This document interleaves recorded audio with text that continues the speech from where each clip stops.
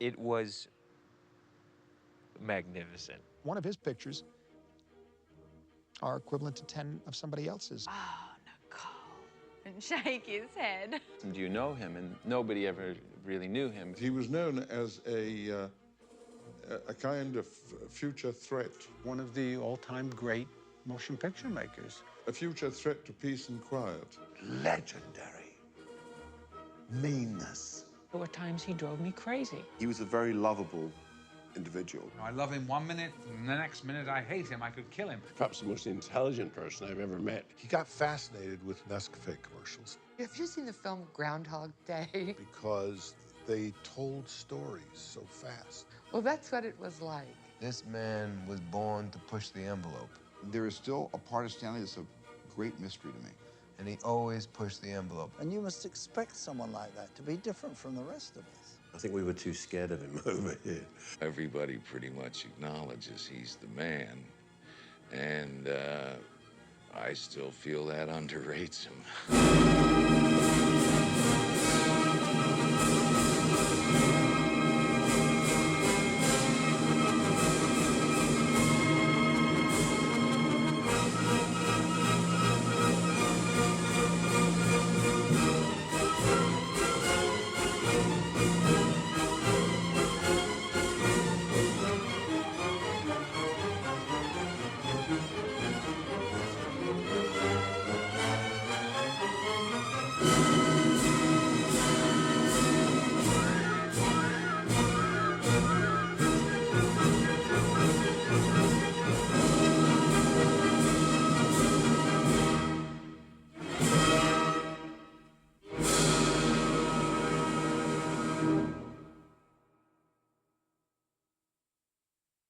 This film is about the life and work of Stanley Kubrick, an outstanding filmmaker, one of the great artists of our time.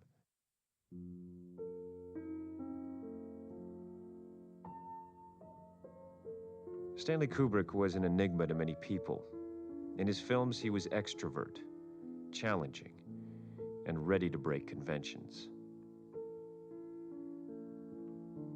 But Kubrick himself was intensely private, shunning publicity, and fiercely guarding his anonymity.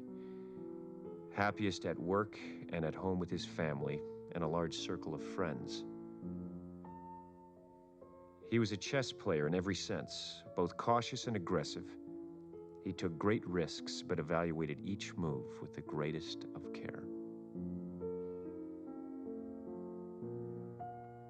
Stanley was born in New York and remained a New Yorker all his life, even though he and his family lived in England for nearly 40 years. He died at his home on the 7th of March, 1999. This film will make use of unique material which has never been seen before. It is a document about a man who remained silent whether he was being applauded or damned.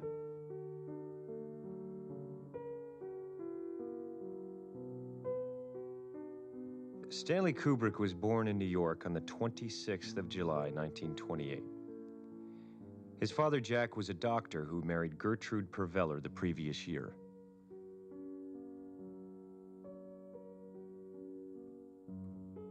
His sister Barbara was born 6 years later in 1934. Today, a lot of people that have kids that are that far apart, they encourage the older one to nurture the younger one as a baby, and so they sort of get to love them. But I gather Stanley was very jealous, that I was there. He was very good, though. He was very good to me. Nobody ever accuses him of being playful. Well, he was playful like on the Addams Family, kind of playful. When he was little, I think they did consider him kind of a sissy. Because he wasn't like your typical boy. He read a lot. He always had a book. Well, my mother read all the time. She always was behind him, always. And she really believed it. She says, there's nothing you can't do. And she always was supportive of him. She was really a great mother, I think. Were they strict? Bert and Jack? No. Never. He always did what he wanted. In 1941, when Stanley was 12 years old, he went to Taft High School in the Bronx. At the beginning, I think, of the second week, Stanley turned to me as the class opened and said, could I let him copy the day's homework? I said, of course, why not? Well, the next day he asked the same thing. And the next day after that, and before I knew it, he was doing it every day, too. So after about a week or 10 days, I finally got up enough aggressiveness to say, Stanley, why aren't you doing your homework? He said to me, very simply, and in what I learned was his characteristic, quiet way, well, I'm not interested. It wasn't as if he were stupid.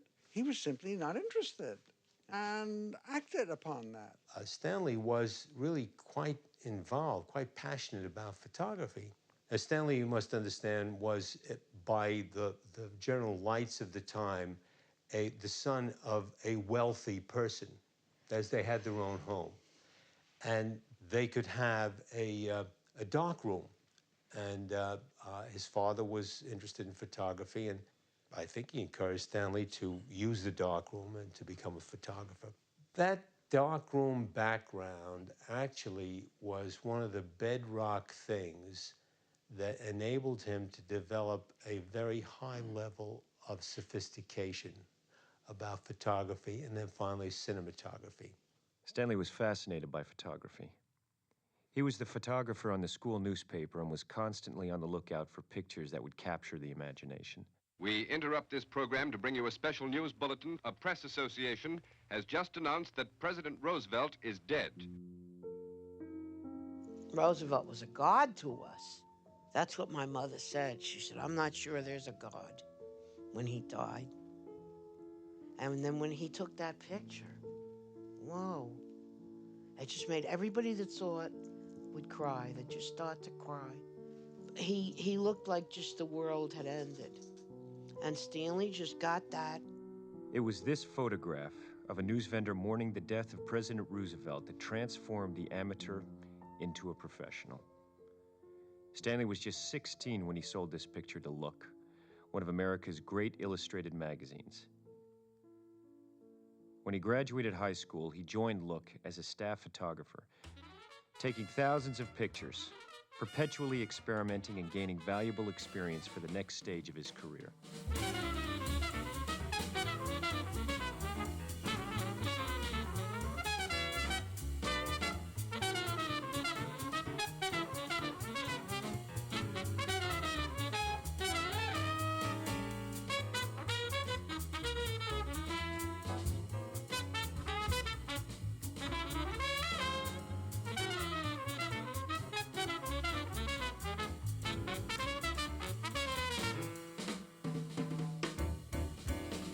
Kubrick shot several features on boxing for Look, one on the rising young fighter, Walter Cartier.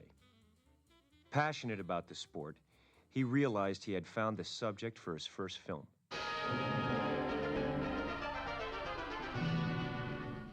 Day of the Fight was Stanley's first effort at filmmaking. I was his assistant on that. And I'm very proud of the fact that I operated the second camera during the final fight sequence, which is a real fight. And we were alternating with each other. I was shooting when he was loading. I got the knockdown because Stanley was loading. He's done it. He's KO'd Bobby James. This is a fighter, Walter Cartier. He's just moved up one more place in a line that may end with the championship.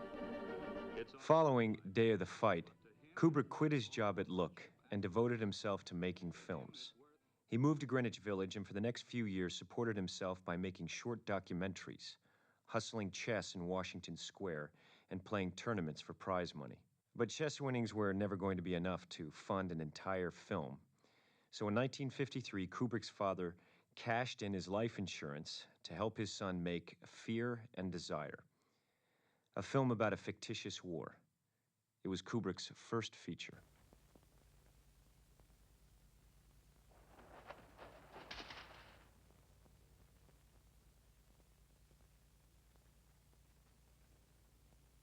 She'll see us. Shut up.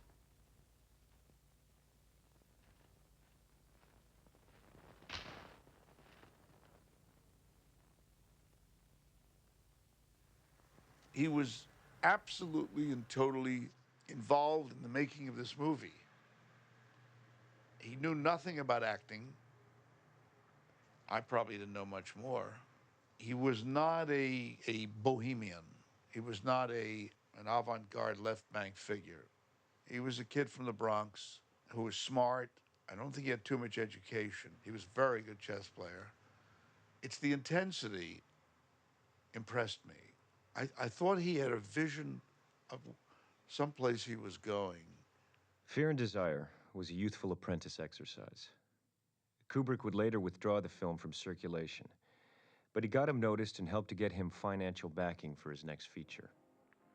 Killer's Kiss revealed Kubrick's extraordinary ability to play with light.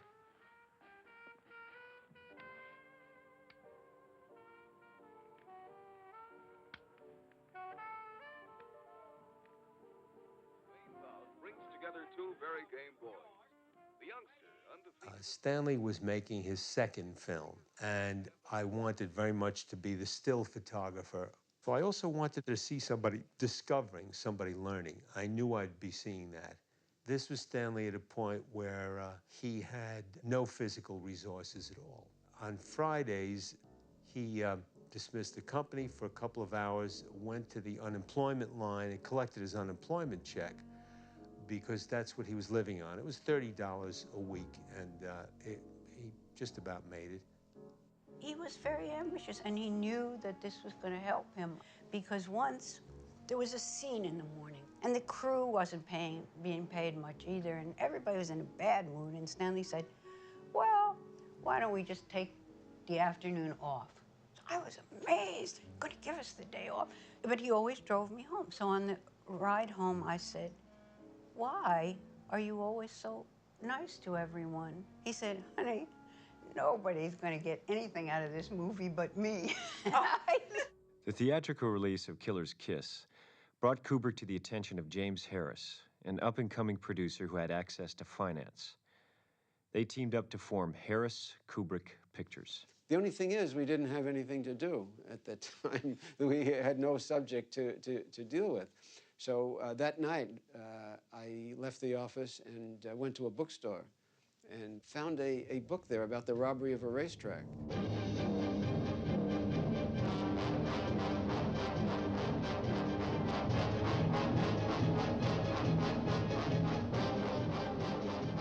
I don't suppose there's anything for dinner. Well, of course there is, darling. There are all sorts of things. We have steak and asparagus and potatoes. I don't smell nothing. Well, that figures, because you're too far away from it. Too far away from Well, certainly you don't think I had it all cooked, do you? It's all down in the shopping center. I thought he was a kid. Both he and Jim were so very young. I'm guessing, but I think Stanley was only 26 at the time. I don't think anything was difficult for Stanley. He had this tremendous confidence. And if he hadn't, I don't think he could have worked with Lucien Ballard as he had. The cameraman was Lucien Ballard. And Lucien had, I believe, won an Academy Award, was regarded as one of the top dozen or so photographers in the business, and was a particularly stylish fellow. Married to Merle Oberon, a classic example of the old-style cinematographer. Stanley really had done his own photography on those two films that he had done previously, so he knew exactly what he wanted. And I think that Lucien Ballard kind of resented this young fellow from New York. The first shot of the picture, first day, first shot, Stanley set up a shot. It was quite complex. It was a long dolly shot, and he's lined it up specifically with a 25mm lens. And he set it up and turned it over to Lucien, and Lucien said, fine, and began the elaborate business of lighting and setting a dolly track and so on. And Stanley went over to talk to Jimmy or do something, and looked back sort of over his shoulder and noticed that the dolly track was much further away from where he had set the camera. He said to Lucien, what are you doing, Lucien? I put the camera here. You're pulling it way back. Why haven't you put it where I've asked for it? He said, well, I haven't changed anything. I'm using a 50mm lens to give you precisely the same coverage that you've asked for, but it's with the 50. And I've used the 50 because it makes my job a lot easier and it'll go a lot faster. And Stanley listened to this and said, but what about the change in perspective that occurs? He said, well, that really doesn't matter that much. That particular piece of information, of course, is dead wrong. The perspective changes. It's a different shot. And Stanley was aware that Lucien was simply bullying past him, but also what particularly nettled him was the assumption that he wouldn't understand this or wouldn't care about it. And Stanley said, put the camera where I told you, with the lens that I asked for, or get off the set and don't come back. He said it very quietly, very softly, and there was a look between them, and Lucien changed the setup and moved the camera where it had to be, and there was never an argument again about anything. All right. Check it through. Passengers Thank you, may sir. now I'm sure you'll board find this service to your complete American Airlines satisfaction. Flight 40, the New Englander. I suppose that a lot of what Stanley is and what he in more complicated ways did with later films is implicit in that rather simple little movie about this meticulously planned crime. This sense that the Sterling Hayden character has that he's really on top of that. He really knows what he's doing. And the fact that at the end of the movie, the little yapping dog gets loose and the prop wash goes and the money blows all over the place. I mean, it's sort of a brilliant movie, and it is an existential movie. I mean, that is to say, if existentialism basically posits that we define ourselves by doing, and the chance is the one thing we can never quite fully comprehend prior to its impinging on our desires or our plans or whatever it is. It's a brilliant statement of that. The Killing was not a commercial success, but the ingenious caper story did succeed in building Kubrick and Harris's reputation. When I saw The Killing, I said, my God, Stanley's going to make it. This is good. But it's Paths of Glory that turned it all around.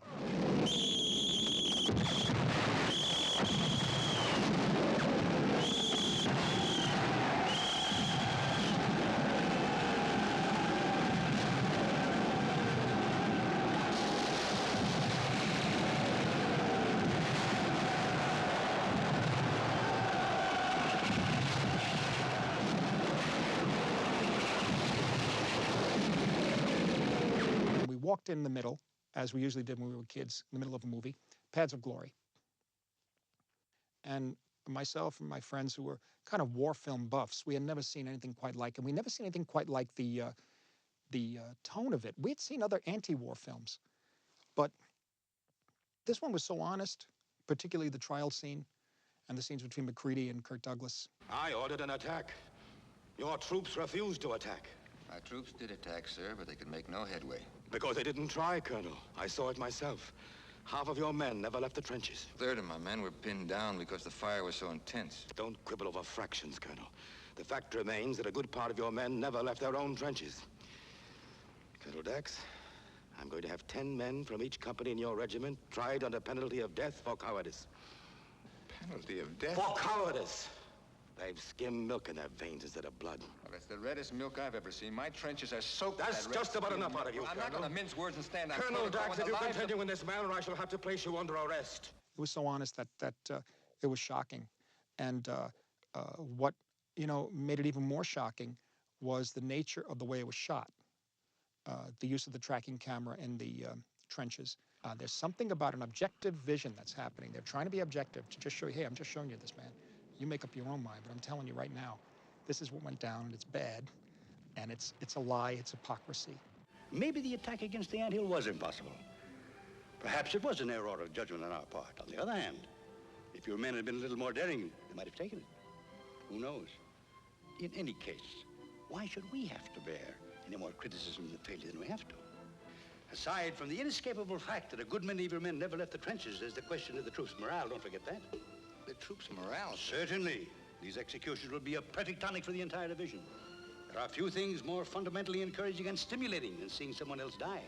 Many artists, when they put a canvas up, which is blank, they start with very detailed pencil strokes, very small, delicate pencil strokes on a canvas.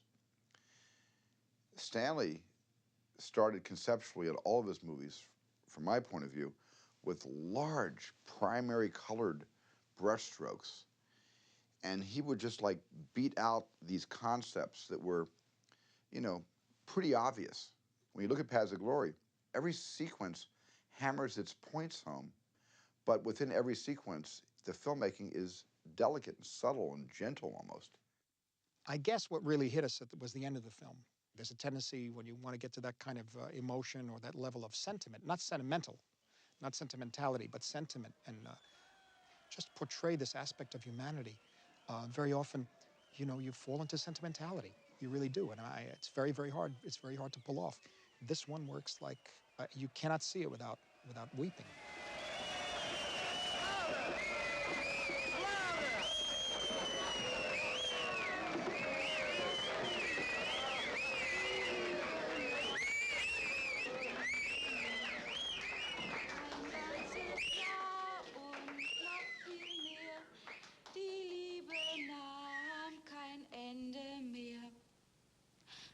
Und als man ihm die Botschaft bracht, dass sein Herzliebchen im Sterben lag, da ließ all sein Hab und Gut und eilte seinem Herzliebchen. He was sitting behind his desk for this interview I was to have, because he was looking for an actress for that scene in Paths of Glory. And he, you know, I thought he looked extraordinary. And he just sat there, beaming at me, grinning at me throughout the interview. And I must have grinned back.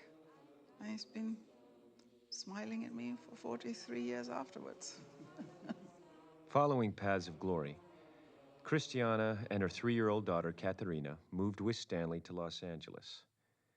Stanley and Christiana were married in 1958, and Hollywood would be their home for the next few years, where they were to have 2 more children, Anya and Vivian. For its damning portrayal of the French officer class, Paths of Glory would be banned in France for nearly 20 years. But the film brought its director firmly to the attention of Hollywood. He was still only 28. This is Stanley Kubrick.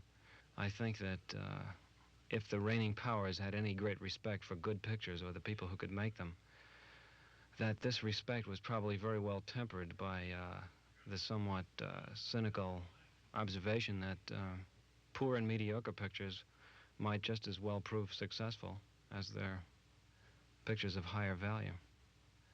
Television has changed this completely, and I think that despite the unhappy financial upheaval that it has caused in the movie industry, it has also provided a very invigorating and stimulating challenge, which has made it necessary for films to be made with more sincerity and more daring. If Hollywood lacks the color and excitement of its early days, with Rolls Royces and leopard skin seat covers, I think, on the other hand, it provides the most exciting and stimulating atmosphere of opportunity and possibilities for young people today. Slaves, you have arrived at the gladiatorial school of Lynchers Batiatus. Here you will be trained by experts to fight in pairs to the death. Obviously, you won't be required to fight to the death here. That'll only be after you've been sold. And then for ladies and gentlemen of quality, those who appreciate a fine kill. The gladiators, like a stallion, must be pampered. You'll be oiled, bathed, shaved, massaged, taught to use your heads. A good body with a dull brain is as cheap as life itself. I congratulate you, and may fortune smile on most of you. Then Kirk Douglas came to us and was having trouble with Spartacus and had shot for 3 days and wanted to replace the director who was doing the film and asked if Stanley could be acquired sort of on a loan-out basis. We thought it would be good for Stanley's career and for our company. Stanley, I thought, did an incredible job of taking that film, which the script didn't even have battle sequences in it, and sort of did some recasting of some of the parts, took some of the film to Spain and did the big battle scenes, and turned it into a marvelous epic film. I was rather dreading the arrival of Stanley. I knew nothing about him, but I had seen Paths of Glory, which I find one of the best films I've ever seen. In spite of your vices, you are the most generous Roman of our time. Vices? Ladies.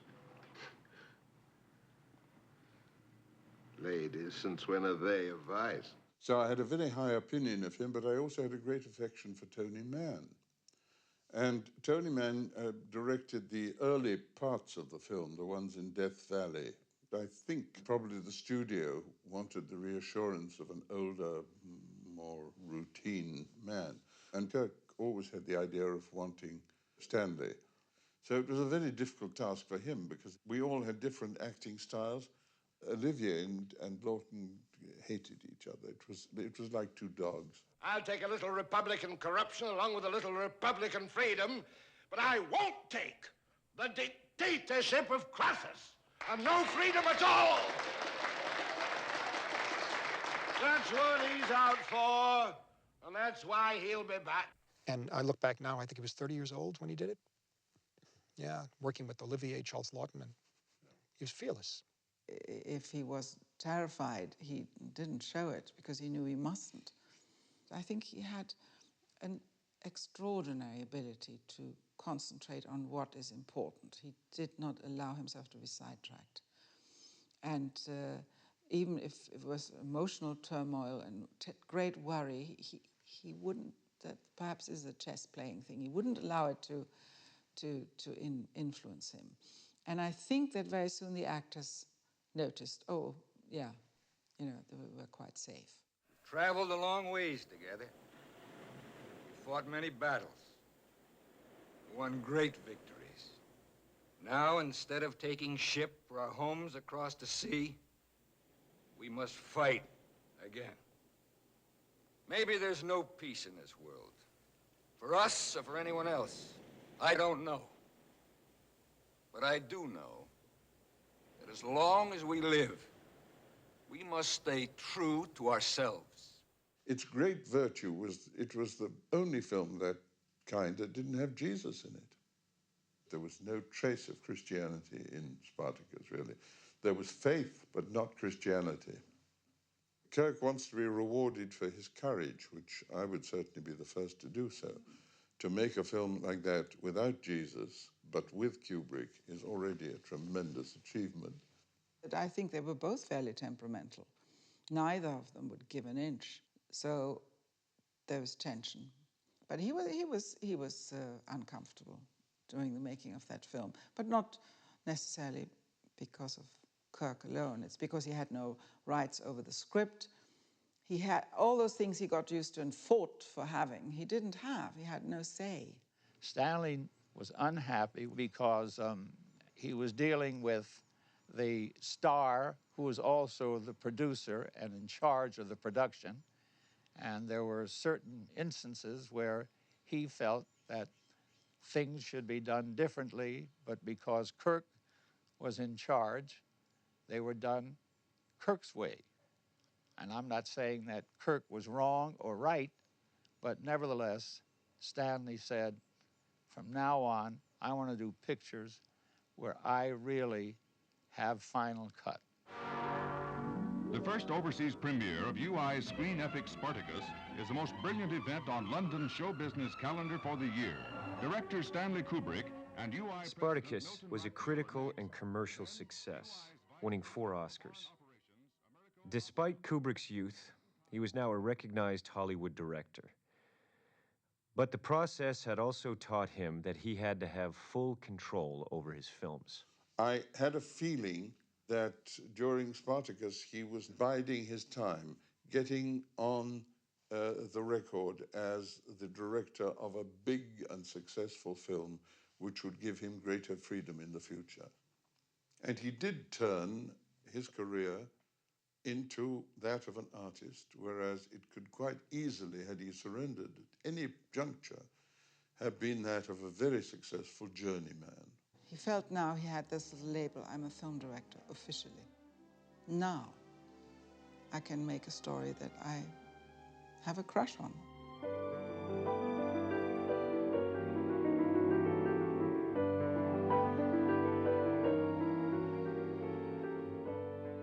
The interpretation of the image, where to place the camera, the nature of, the nature of the subject matter, which at that time, everything was opening up in the early 60s here in America, and it was scandalous. Put your head back.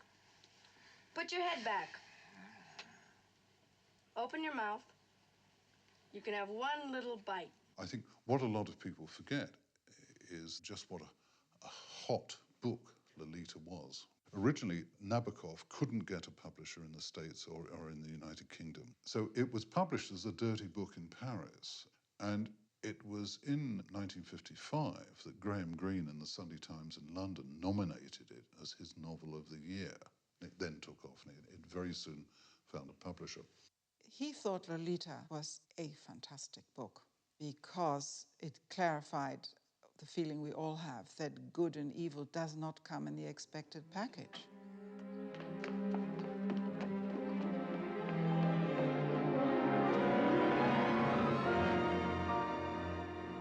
Well, I guess I won't be seeing you again, huh?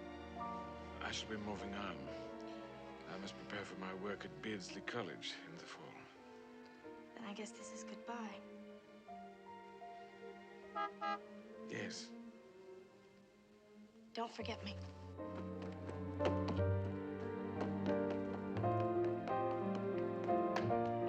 What always shocks me when people say that Stanley didn't make people movies or movies about characters. He made movies about machines or it's always confounded me when I've heard that.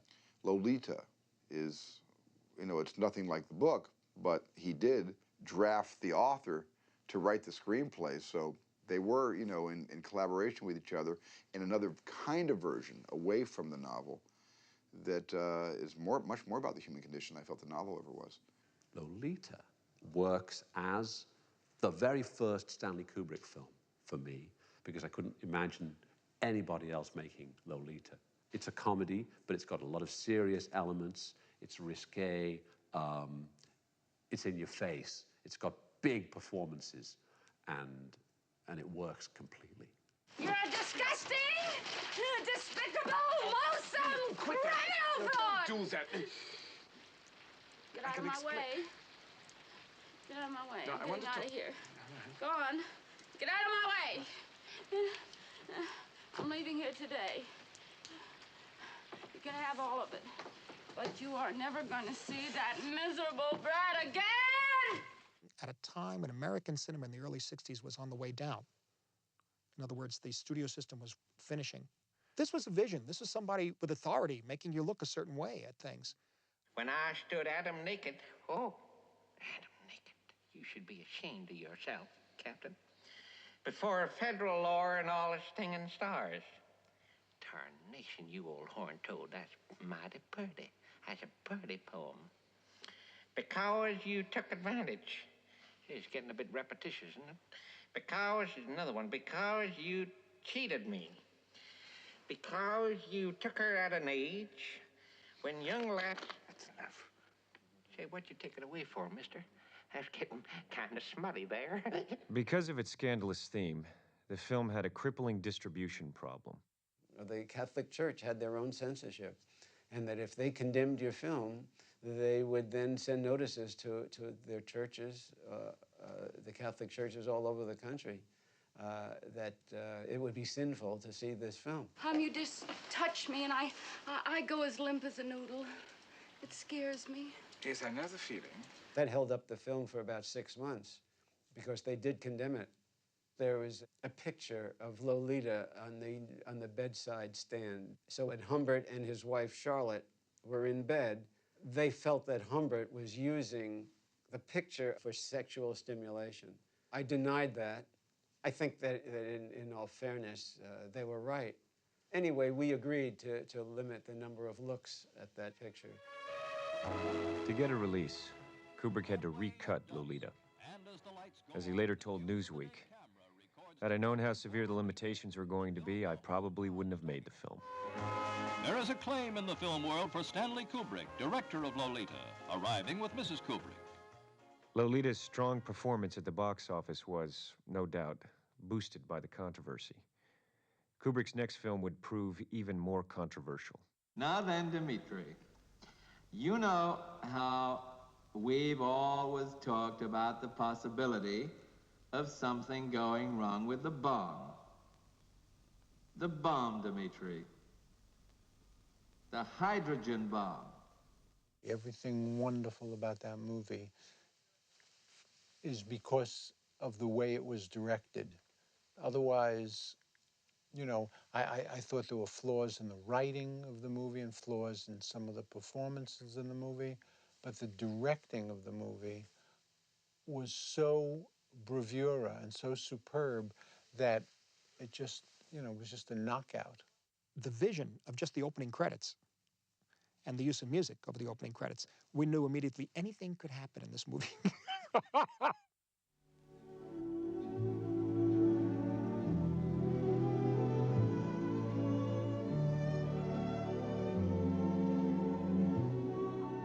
People remember the film because it deals with one of the most dark things of the post-war period. The idea, you know, that hanging over us was nuclear oblivion, that this was the time of the Cuban Missile Crisis. I mean, and it can't have possibly got closer than those few days where one mistake by either side could have started the World War III, quite literally. This piece of satire just hit it right on the button, and it was frightening. Very, very frightening. Well, now, what happened is one of our base commanders, he had a sort of, well, he went a little funny in the head. You know, just a little funny. And he went and did a silly thing. Well, I'll tell you what he did. He ordered his planes to attack your country. Well, let me finish, Dmitri. Let me finish, Dmitri. Well, listen, how do you think I feel about it? He was able to say what we all knew about the madness of it. He had bought the book and was trying to make it straight and realized that he couldn't, that it was so utterly insane that it couldn't be done that way. And what he did was say that this is insane. I mean, please, who are we kidding? Gentlemen, you can't fight in here. This is the war room. And it ever after made it very difficult to take seriously the Strategic Air Command. I mean, they seemed like they were nuts from then on, and I think they probably were.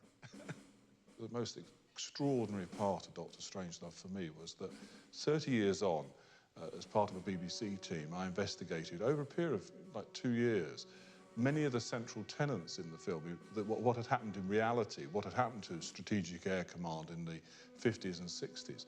And the various elements of the film, like the idea that the military would take command against the president and use nuclear weapons without consulting him. I was under the impression that I was the only one in authority to order the use of nuclear weapons. That's right, sir. You are the only person authorized to do so. And although I hate to judge before all the facts are in, it's beginning to look like General Ripper exceeded his authority.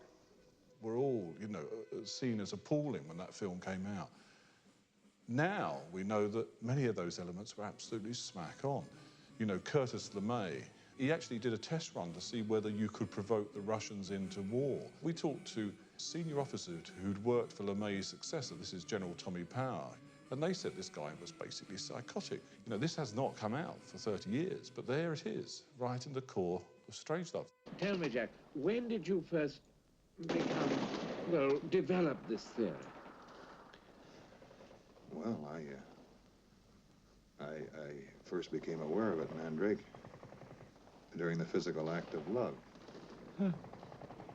Yes, a profound sense of fatigue, feeling of emptiness followed. Luckily, I was able to interpret these feelings correctly. Loss of essence. Huh. I can assure you it has not recurred, Mandrake. Women sense my power, and they seek the life essence. I do not avoid women, Mandrake. Yeah. But I do deny them my essence.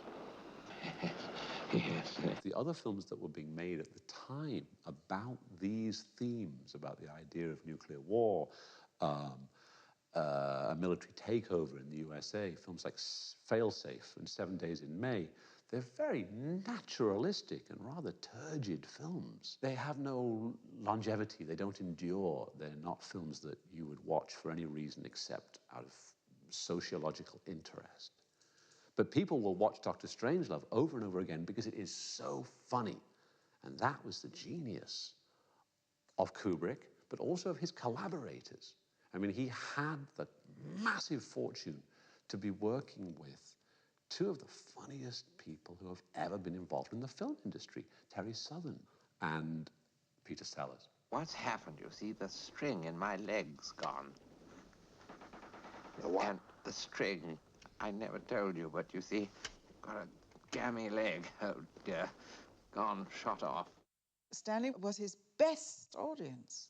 In fact, he spent many of the scenes just being an audience, not a director at all. He would simply put cameras everywhere he could, so that when Peter was off, flying high, Stanley says, "I don't want anything to be lost." And he would just lie on his back, you know, roaring with laughter. That egged Peter on to ever greater heights. Also, when they go down into the mine, everyone will still be alive. There will be no shocking memories.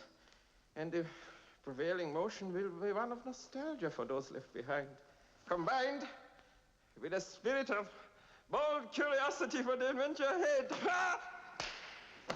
One of the great things about his films is the scrupulous detail in which everything is, and that's part of the power of it, the detail in Dr. Strangelove. You would think that he had lived through that experience. Survival kit contents check.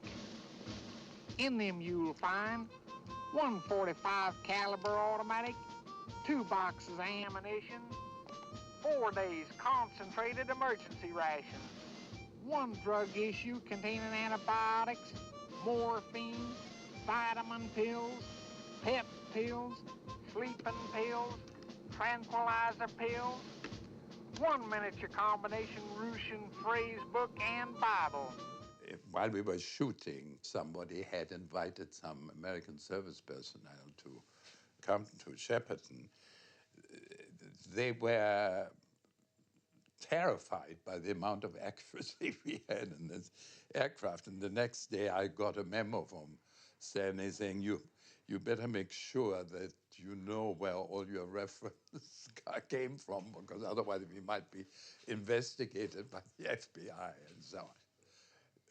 I discovered very quickly that behind this boyish enthusiasm and apparent naivety, there was this super brain and enormous power and utter dedication to movie making. You know, it was quite demoralizing at times when he changed his mind. But every time he did change his mind, it was for the better. But I learned a great deal on that film. Sir, I have a plan. Monsieur has been walked!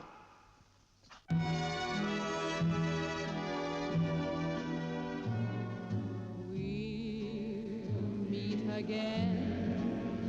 Don't know where. Don't know where. I was kind of shocked by it at first. It was so irreverent. And it was a time, it was the height of the Cold War. You know, I was at NYU at the time, But still, my friends from the neighborhood that I saw the film with were some were at a Jesuit college called Fordham. Others were street kids. We all went up there to see this movie. They all loved it. And they were extremely conservative. The word on the street was, it's great. I had a kind of a giddy exhilaration at the end when she was singing, "We'll meet again, don't know where, don't know when," and he's riding the bomb. I thought, man, what kind of an imagination came up with this? Dr. Strangelove caused uproar. Younger audiences loved its irreverence and anarchic humor, but many people saw it as dangerously subversive. I remember reading a review in the Beverly Hills paper where the critic said that Stanley Kubrick should be physically harmed for having made that picture. That's a pretty bad review, I must say. I can't remember any Stanley Kubrick movie that was released where there wasn't controversy. 2001, I remember very well. I remember Pauline Kael's review of 2001. They were not good reviews. And then 10 years goes by, and they're all classics. By that time, I knew that Kubrick was the one, meaning that, yes, all these extraordinary directors around the world were making film after film, but there was something, after you saw Lolita and Dr. Strangelove, I knew that Kubrick, we had to wait for a Kubrick film. And we knew that when we went to see it, that it was extremely special and that we expected a lot from it, quite honestly. And in 2001, we got it. By 1963, Stanley Kubrick had established so high a reputation that he could pick his next project without bowing to the dictates of Hollywood. As a director whose films were both popular and critically acclaimed, he had won an astonishing degree of creative independence. Stanley Kubrick now began work on a film which would establish him as one of the great film directors. With 2001: A Space Odyssey, the boy from the Bronx would write a new chapter in cinema history. In the early 1960s, the age of space exploration began when both Russia and America sent men outside the Earth's atmosphere for the first time. As the space race came to dominate the popular imagination, Stanley Kubrick captured the spirit of the times by collaborating on film with the science fiction writer Arthur C. Clarke. Behind everyone alive today stand 30 ghosts, for that is the ratio by which the dead outnumber the living. Since the dawn of time, about 100 billion human beings have walked on this planet. Now, 100 billion is about the number of stars in our Milky Way galaxy. So this means that for everyone who's ever lived, there could be a star. Well, of course, stars are suns with planets circling around them. So isn't it an interesting thought that there's enough land in the sky for everyone to have a whole world? We don't know how many of those worlds are inhabited and by what kind of creatures.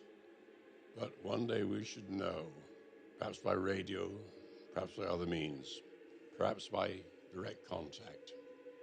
The impact of that on the human race will be profound, especially if we encounter creatures far in advance of our own rather primitive species. Well, it's a wonderful thing to look forward to, and perhaps a terrifying one.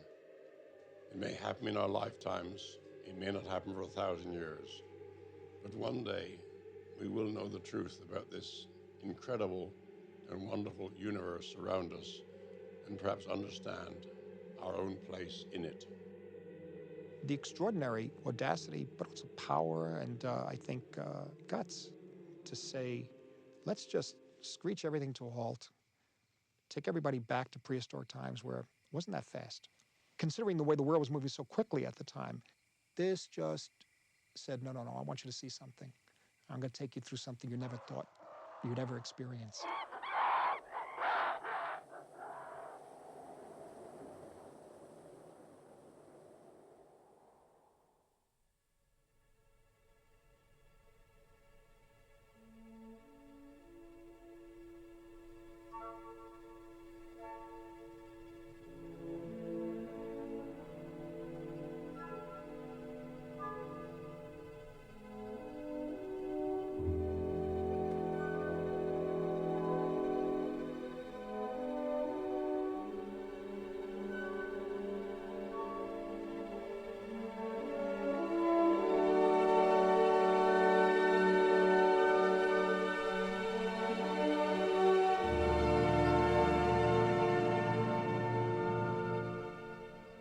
his way of making a film was to concentrate on 7 or 8, as he called them, non-submersible units.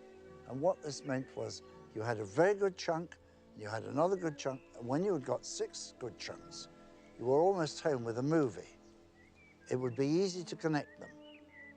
And you can see this principle operating, in particular in 2001, where I believe that the bits don't quite fit on. And this is why there's a mystery about 2001. It's what still interests people. I just remember going to the theater and seeing the picture for the first time and feeling that it wasn't a movie. It was the first time that the motion picture form had been changed. It wasn't a documentary, and it wasn't a drama, and it wasn't really science fiction. It was more science eventuality. Hal, despite your enormous intellect, are you ever frustrated by your dependence on people to carry out actions? Not in the slightest bit. I enjoy working with people. I have a stimulating relationship with Dr. Poole and Dr. Bowman. My mission responsibilities range over the entire operation of the ship, so I am constantly occupied. I am putting myself to the fullest possible use, which is all I think that any conscious entity can ever hope to do. Unlike many a science fiction writer, including, I must say, myself, he regarded the future as unknowable. And this is the first movie, the first work of science fiction that actually, I think, depicts the future as unknowable. 18 months ago, the first evidence of intelligent life off the Earth was discovered. It was buried 40 feet below the lunar surface, near the crater Tycho. Except for a single, very powerful radio emission aimed at Jupiter, the 4-million-year-old black monolith has remained completely inert. Its origin and purpose, still a total mystery. I respect and awe, I'm in awe of the mystery of the universe, something which Einstein's often said, that anyone who isn't awed by the universe, well, they haven't any soul. So from my earliest days, the wonder of space and time has intrigued me, and Stanley and I tried to put some of this feeling into the film. I think it made people realize that we were a rather small part of an enormous universe. It's hard to realize that when we made that film, we didn't know what the Earth looked like from space, from any real distance. All these things had to be imagined. The special effects in 2001 were a quantum leap forward for the film industry. These looked the real thing. Stanley had very firm and very specific ideas about how these models were to be lit. The painstaking attention to detail, the coloration, the dirtying up of the models. I mean this really hadn't been seen before. One of the best examples for my contribution to the film is what's known as the slit scan sequence, the Stargate sequence. There was a lot of evolution to that concept of how you would be transported from one dimension to another. Was never really solved in the screenplay. And I had remembered knowing of an experimental filmmaker who was exploring this whole idea of long time exposures, and while the camera shutter is open, he would move various kinds of artwork or slits around in front of the camera to scan color blocks and objects onto the film in a rather unusual way. And I thought, well, if you took what he was doing, which was kind of flat and two-dimensional, and made it three-dimensional in the z-axis, that you could create this streak exposure. And the streak exposure is like a time exposure of car headlights on the freeway. If you leave the camera shutter open, a car headlight becomes a streak of light. It occurred to me that there might be some way to apply that to the Stargate sequence. And I walked that minute down to Stanley's office. Stanley, I think this is the answer to the Stargate. And he looked at it and he said, I think you could be right. And he said, just do whatever you need to do. You have carte blanche to do it. And that's an example of my whole experience on 2001 was support from Stanley to explore, experiment, take risks, and produce something that was different. If you can imagine a giant Ferris wheel, and if you were to cover the Ferris wheel with a skin, on the inside edge of that skin, imagine the set being built, and imagine an endless hallway with things along the side. Well, that revolved. There's a scene where I come down a ladder, and the other astronaut, Gary Lockwood, is eating, apparently upside down because he's on the other side of the centrifuge. And it looks like I walk upside down to him. How that actually was done was that Gary had a hidden harness. He was upside down, so I came in right side up, and they just revolved Gary down to me, and I just walked in place. And there was this theme of constant rotating, rotating, rotating. The space station is rotating, the spacecraft is rotating, the Earth is rotating, everything's in orbit. And that established a style of intercuttable shots that ultimately later lent itself in Stanley's mind to the Strauss waltz.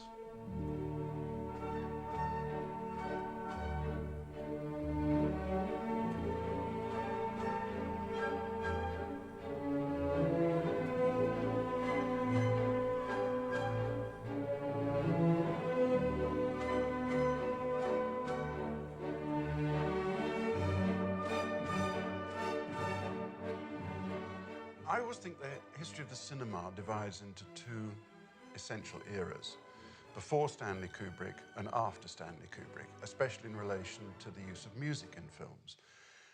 Before Stanley Kubrick, music tended to be used in films as either decorative or as heightening emotions. After Stanley Kubrick, because of his use of classical music in particular, it became absolutely an essential part of the narrative, intellectual drive of the film.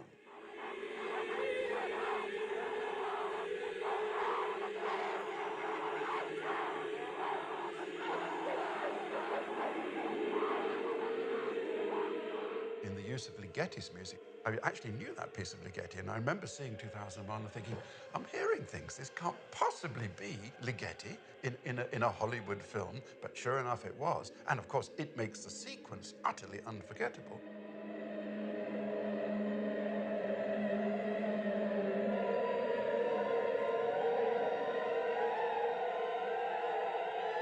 It was for me, especially the visual fantasy, with the speed, with the color and light changes when the spaceship goes down on a moon of the Jupiter, yeah?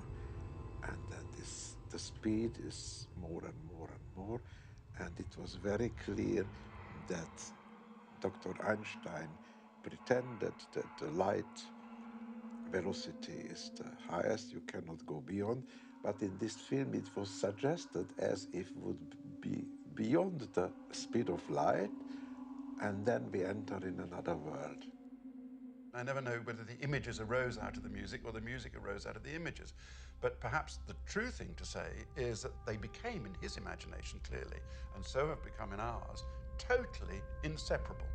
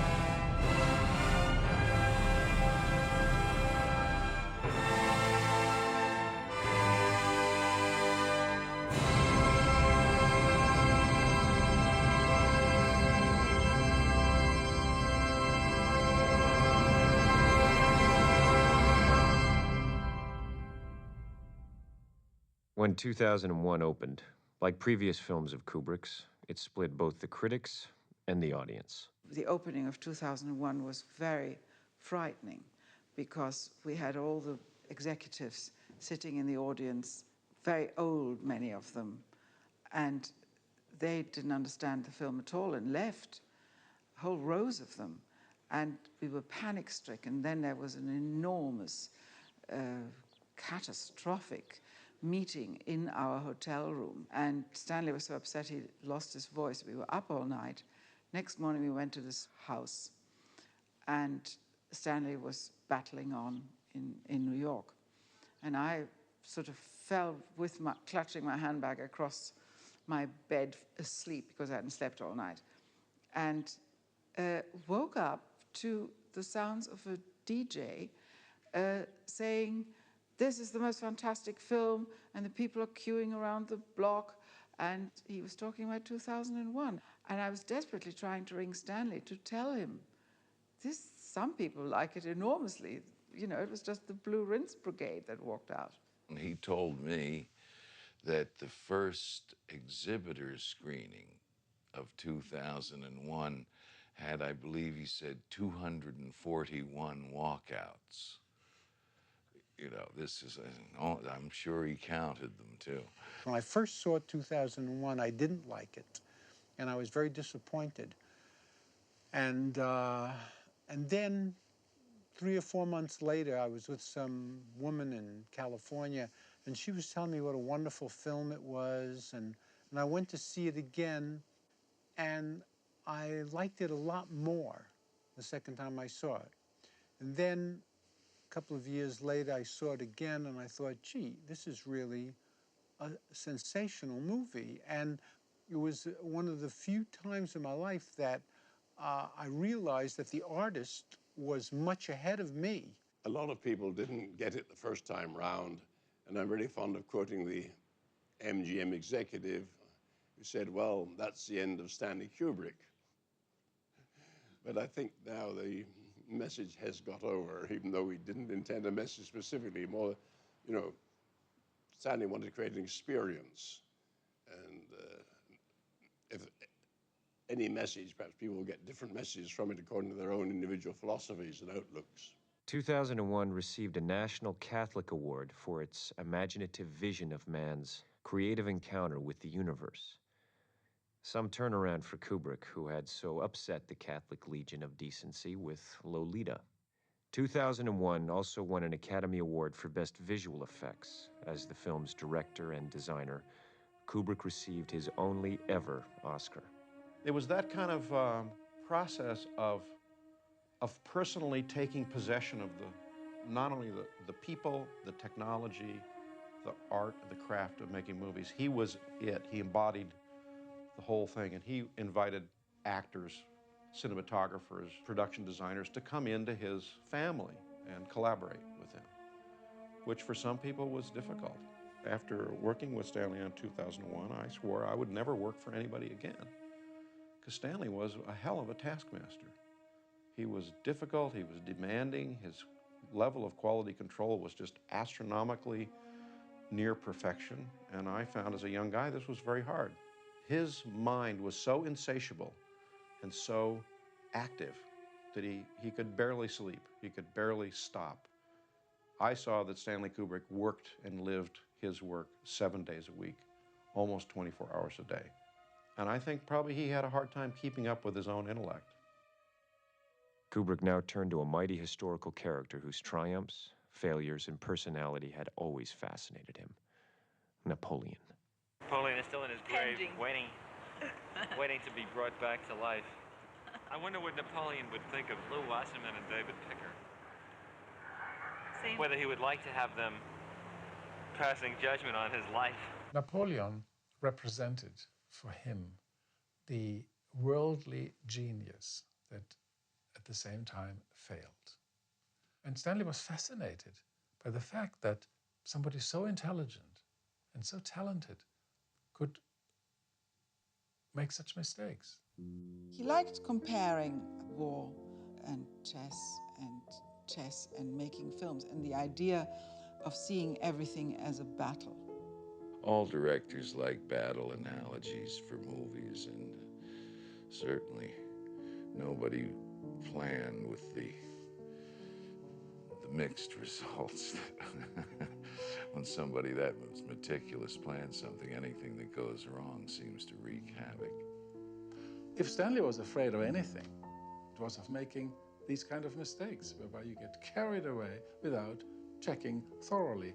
There was a chess player in him. You could say maybe that's why he took so long between films.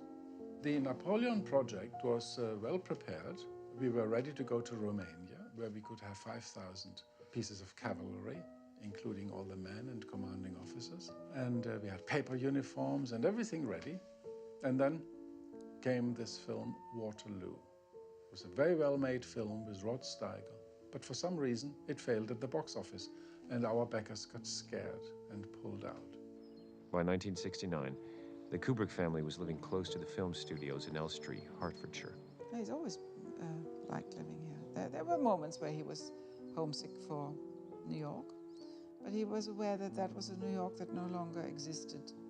I don't know, when you brought up your children here and all your children's friends live here and, you know, get attached. Do you know what kind of a camera that is? What it's called? It's a home movie. Araflex, it's called. I watched the video of me as very fresh 10-year-old, being very fresh to him, but also him being bossy and too impatient and putting his director's hat on in an inappropriate way. Get him off on me. On you, get him off. We're shooting. Grab him and get him off. And even as a child, I remember thinking, I'm sure you're not supposed to talk to me like this. Do you often find me in a temper? Yes. Oh, I don't believe that. I can't believe that. Well, you better believe it, because you just went in a temper a couple of minutes ago. Yeah, because you can't do a stupid film, because everyone giggles. And because then I can't play like that. I think I'm one of the most even-tempered people you'll ever meet. Kubrick had found privacy and tranquility in England. But this idyllic world was about to be torn apart by his next project, an adaptation of Anthony Burgess's controversial novel, A Clockwork Orange.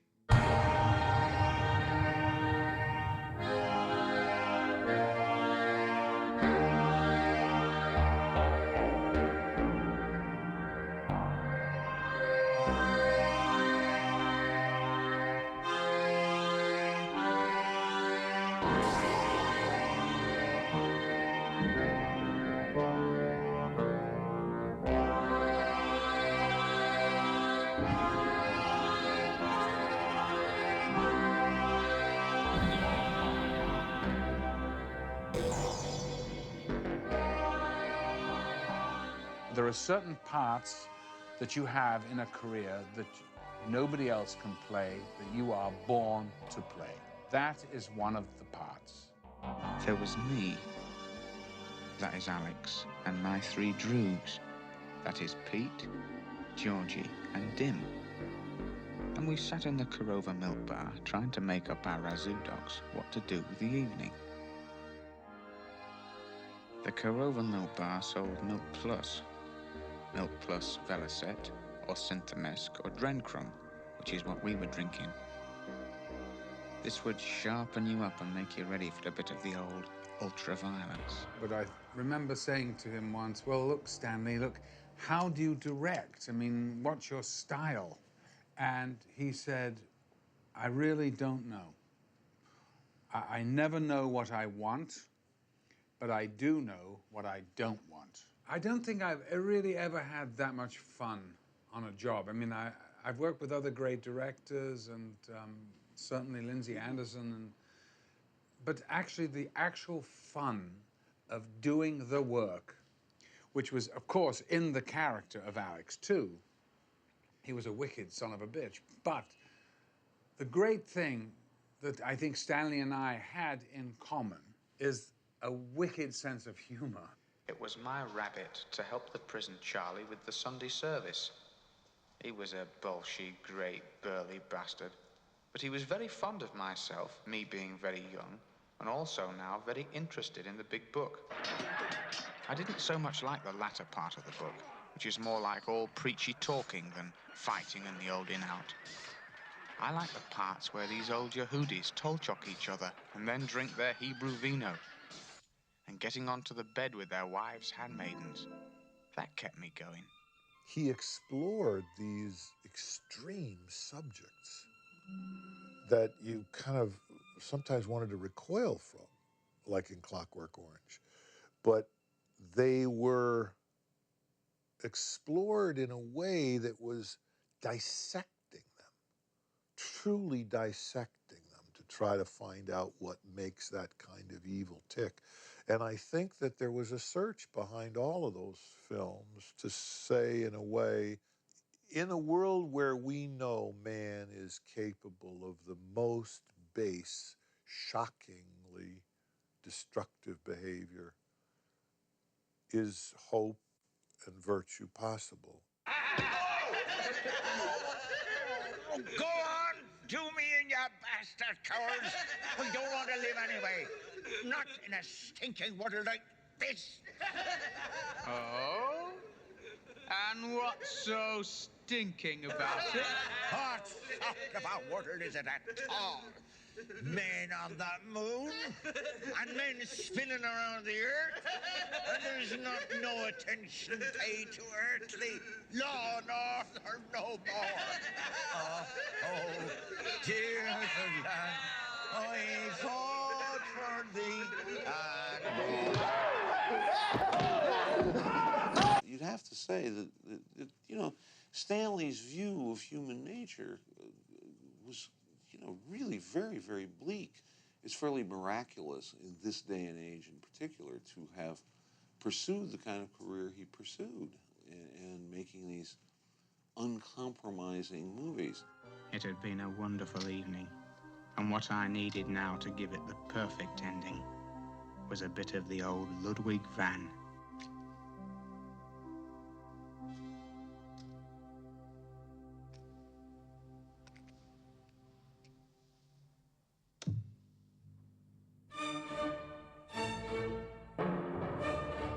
In a way, Kubrick's playing around, in the sense of the music, with what he'd done previously. Having taken like a real classical music score for his previous film, now he's saying, okay, well, we're going to have Beethoven, but we're also going to have the William Tell Overture played 5 times too fast.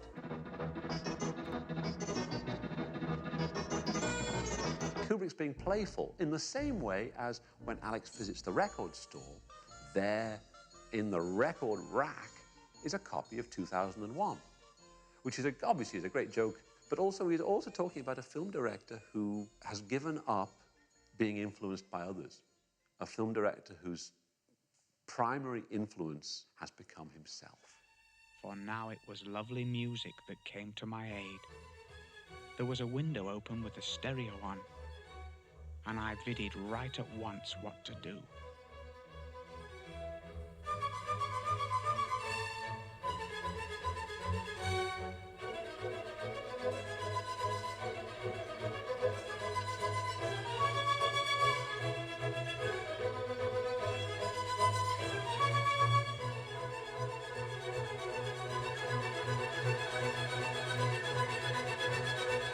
I did 2 weeks of narration. It was like the purest kind of filmmaking. You know, just a Sennheiser microphone and a Nagra, that's all he had. No operator, it was Stanley pushing the button. That was it. And it was highly, concentrated. So I'd say, well, I've got to stretch my legs, Stanley. He'd say, ping pong. He was always trying to beat me. He never did. Not at ping pong. Chess, another matter. Anyway, so we'd have fun, we'd play, and we'd come back, we'd do another piece. The voiceover works very well. So about, I think, maybe 6 months later, my agent said, oh, by the way, Malcolm, you have 2 weeks of voiceover you haven't been paid for yet. I went, well, I'm going out to see Stanley this afternoon. I'll mention it to him. So as I was leaving, I think I said, oh, by the way, Stanley, my agent informs me that I haven't been paid for the 2 weeks narration. He had a slide rule in his pocket. He took the slide rule out. He went like this, and he went, I'll pay you for a week. I went, a week? He goes, yep, the other week was ping pong. Oh, bliss. Bliss and heaven. Oh, it was gorgeousness and gorgeosity made flesh. It was like a bird of rarest spun heaven metal, or like silvery wine flowing in a spaceship, gravity all nonsense now. As I sluiced it, I knew such lovely pictures.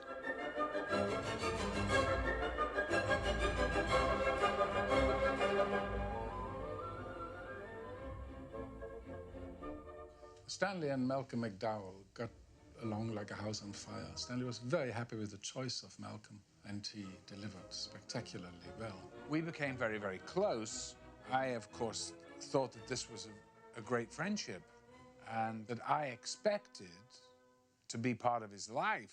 And I didn't understand at the time, being a young actor and not having done very many films, so being somewhat inexperienced, that, you know, that the way of a film life is intense relationship, separate. Intense relationship, separate. So I was expecting the relationship to carry on in some form, but he cut it like this. He didn't really want to know. It was over for him.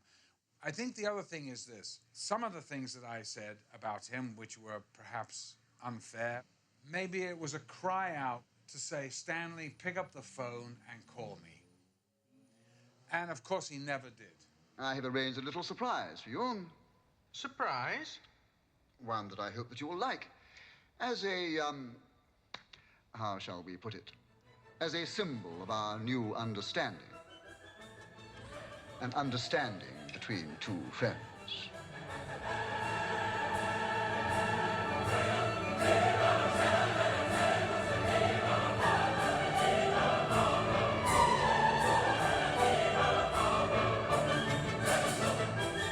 A Clockwork Orange dealt in part with media exploitation, but now real life imitated art.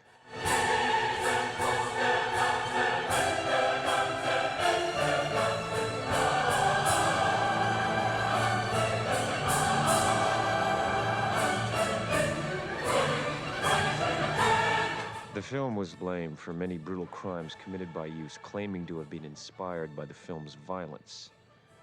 The press and public reaction had a devastating impact on Kubrick and his family. The attack on Clockwork Orange was fierce in Britain.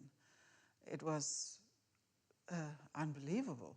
He was directly accused of murder and mayhem. And then every crime in England was because of Clockwork Orange. Stanley was accused of inciting violence, and I mean, yeah, it became very, very ugly.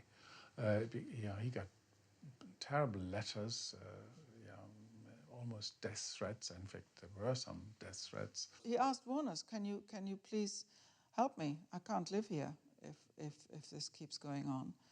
I'm afraid to send my children to school. My house is besieged. I don't know what to do. I don't want to show the film anymore. A Clockwork Orange had been playing successfully for 61 weeks, but continuing press attacks and repeated threats of violence against him and his family drove Kubrick to withdraw the film from British cinemas.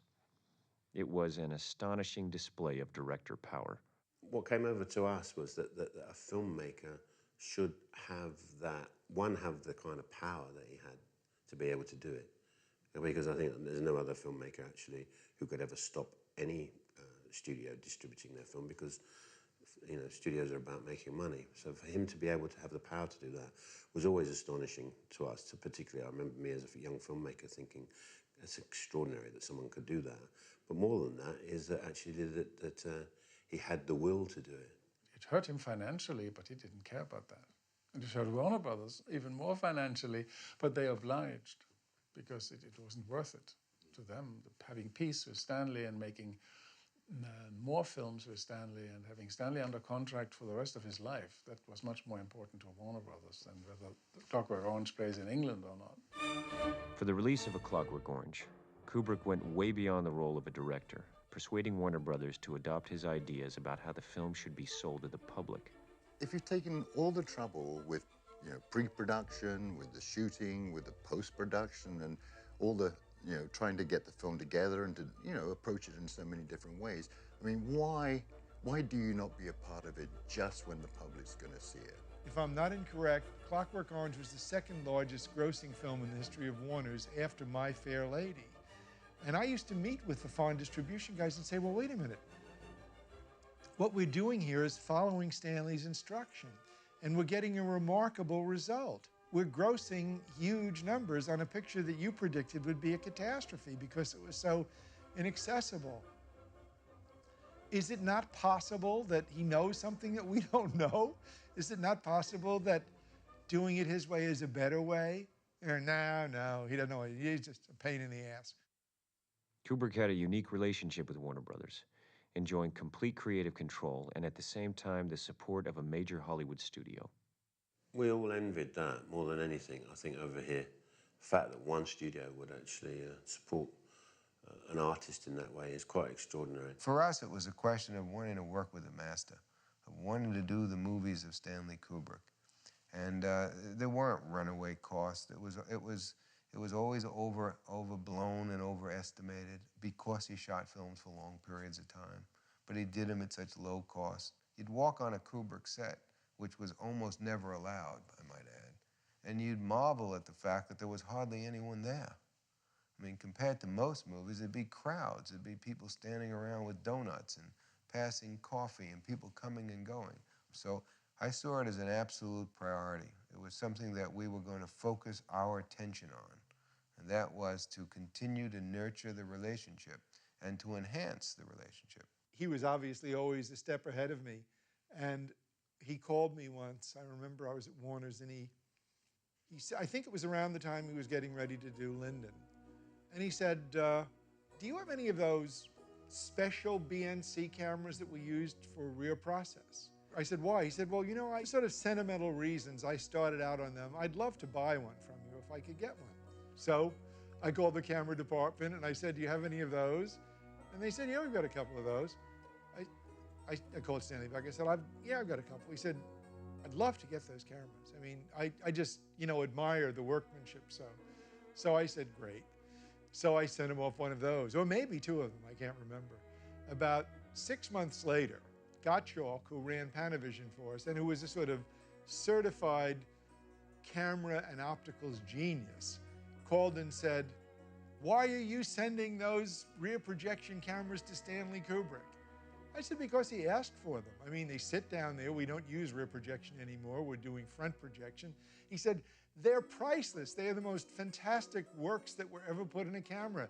They are brilliantly conceived and brilliantly executed camera works. You could never build a camera like that if your life depended on it. He said, I want to get everyone I can because I can't duplicate the work that went into it. Stanley had anticipated it and acquired them and built his own cameras. He looked for old-fashioned Mitchell BNC cameras for a very specific reason.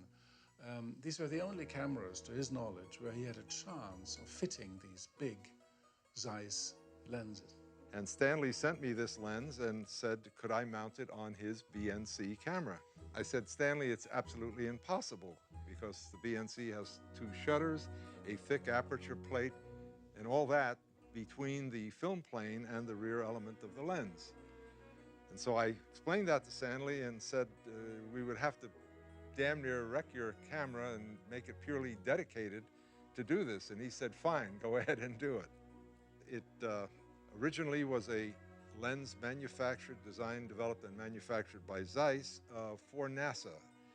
And of course, NASA was planned to use it in satellite photography. And for that reason, it's an extremely fast lens. It's an f/0.7, which is 2 stops faster than the fastest lenses that are available even today. Of course, Stanley's intention for these lenses was to shoot the famous candlelit scenes in Barry Lyndon. And that being the case, he shot with the lenses wide open, f/0.7. And as a consequence of that, he had practically no depth of field at all. And it was quite a chore to do it, but of course, the images were absolutely gorgeous.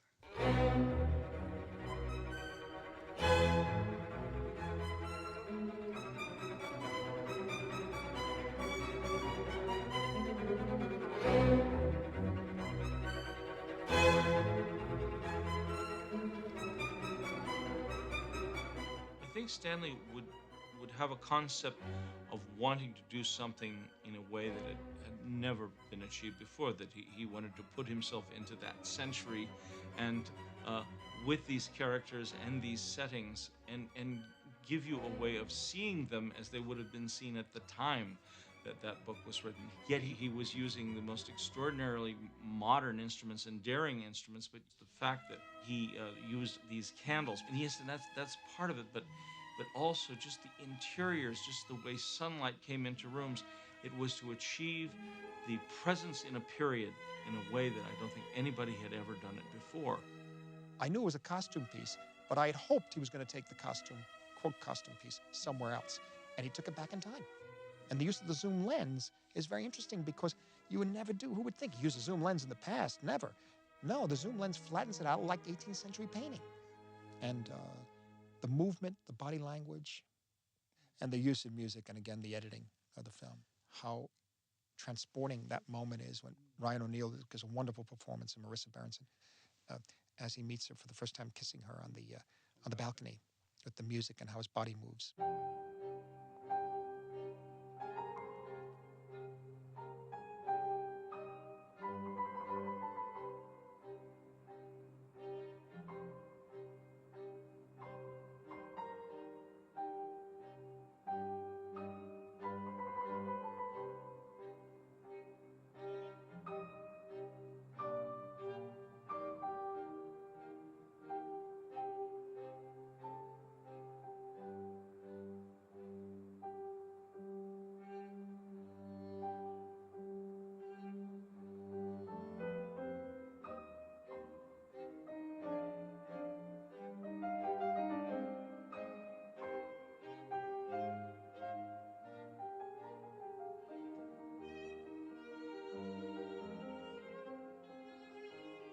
Stanley did not want the film to look like one of those traditional movies where period clothes look like wardrobes. He wanted the clothes to move, he wanted the clothes to have life, and he wanted to do something which was very reminiscent of certain painters of that period.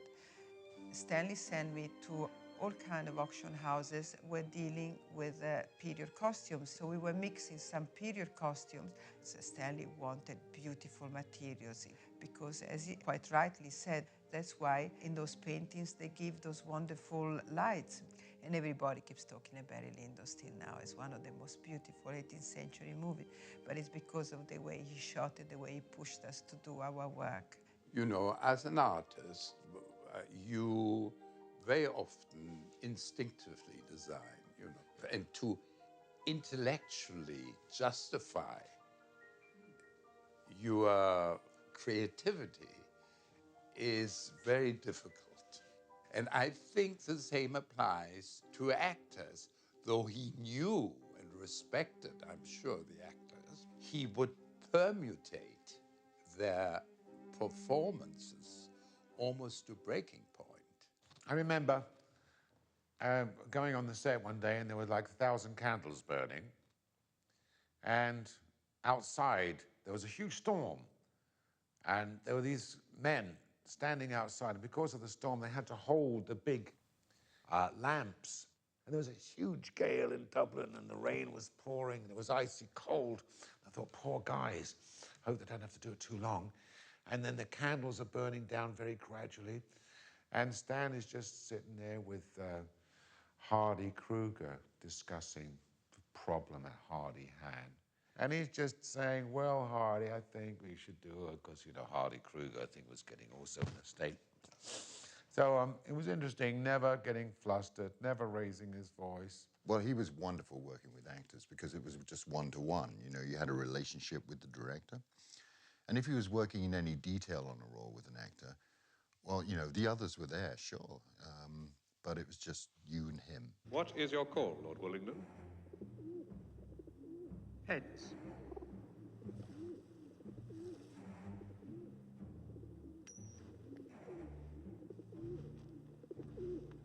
It is heads.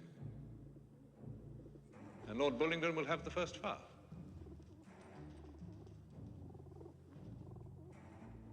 Lord Bullingdon, will you take your ground? And it was the fact that Stanley was so open and so engaging. When I asked him a question, you know, it might be about the lighting, it might be about the camera, the lenses, he would just take the trouble to speak about it and talk about it in a really, well, detailed way so that I understood what was happening. And that's what really stimulated me and interested me. I mean, for instance, you know, if he came onto the floor, he didn't know how to shoot a scene. I mean, he wasn't sure how he was going to do it. And I also, as an actor, I found that stimulating because what he was saying to me was, you know, do whatever it is you think you're going to do, you know, but do it for real because that may change the way I'm thinking about the scene.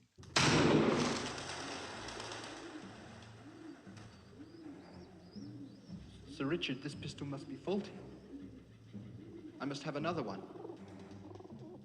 I'm sorry, Lord Bullingdon, but you must first stand your ground and allow Mr. Lyndon his turn to fire.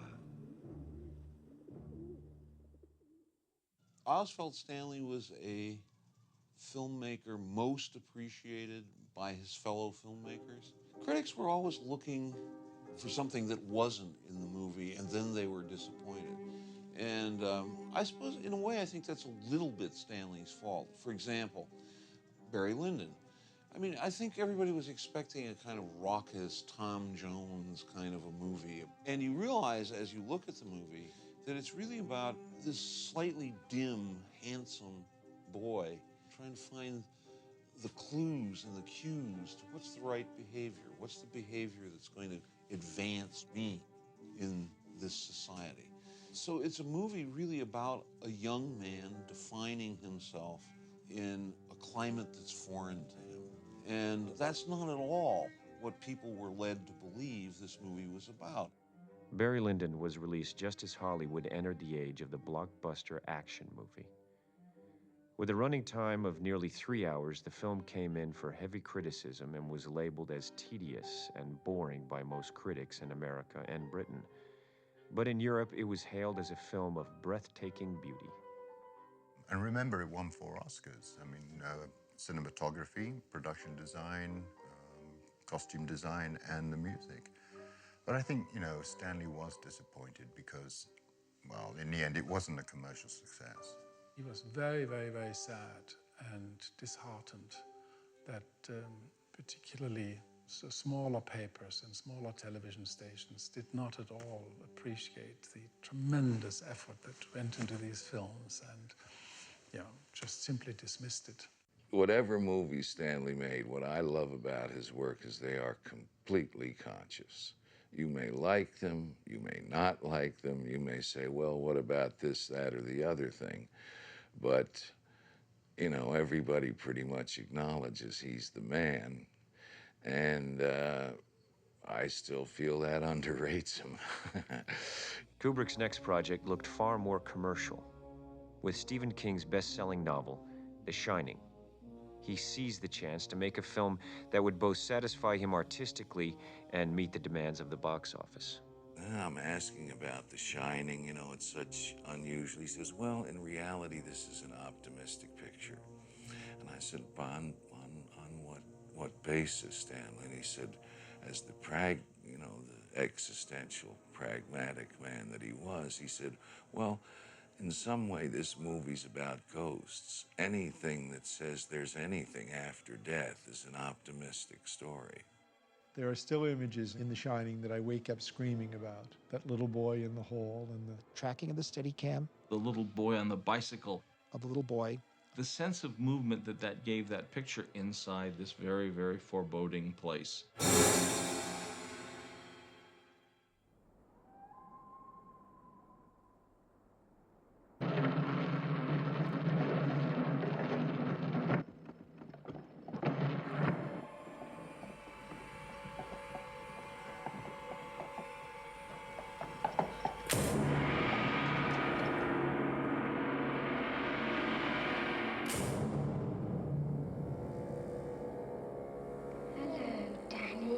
You know that something is building up in this place, and the way it's the blandness, let's say, of the people, how quiet they are. And is Tony the one that tells you things? Yes. How does he tell you things? It's like I go to sleep, and he shows me things. But when I wake up, I can't remember everything. Has Tony ever told you anything about this place? About the Overlook Hotel? It's holding back this extraordinarily emotional, powerful, dramatic punch that's going to happen. You know it's going to come somehow and at some time. And it just creates such suspense. Is there something bad here?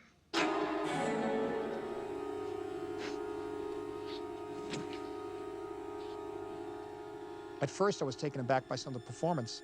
And then, after the third or fourth viewing, I understood the level of intensity what Nicholson was doing. I'm not sure that that is intended to be what a typical horror movie is, which is a realistic portrayal of supernatural spookiness. I think that what's going on in that movie is largely going on in Jack Nicholson's head.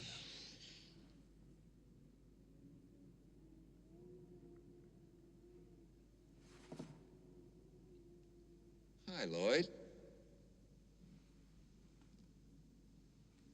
A little slow tonight, isn't it?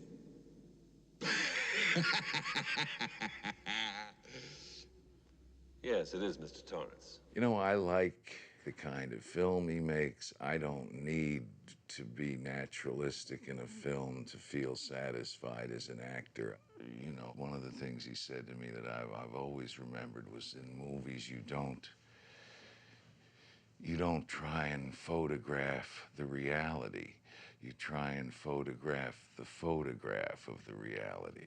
And I knew it wouldn't be a performance about idiosyncratic behaviorism, but that it would be, I always thought of it as balletic in The Shining. Like another lesson was here, Jack. The script says Jack is not writing. Well, the question is, what is he doing? And I said, well, you know, whenever I'm inside a big empty place that you normally wouldn't be alone in, I always think of doing things that I might do outside, and that's where throwing that tennis ball all during the picture, and you know, it wound up being a big part of staging. It rolls into things, it's thrown the length of hallways, you know, all of those kinds of things, and it's from those little things that he would develop sort of preconceived idiosyncrasy. You know, I mean, he always knew what he was going to get. He said often that every scene really has been done. Our job is always to do it just a little bit better. Mr. Grady, you were the caretaker here.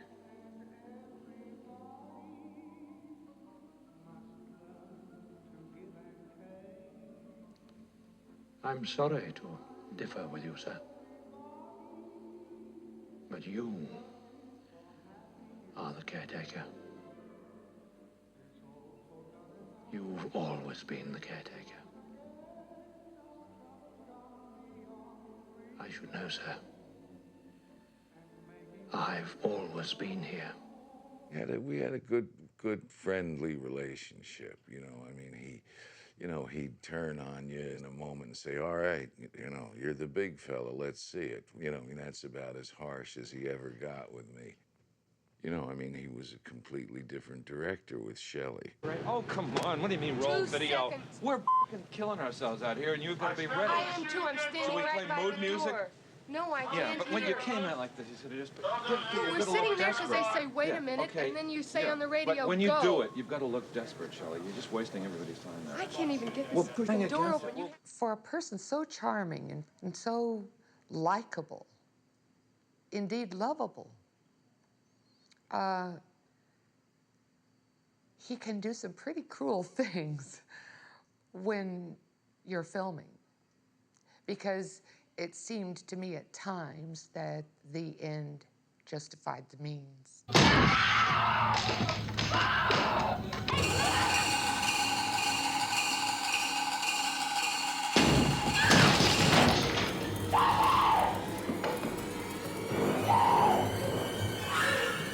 Here's Johnny.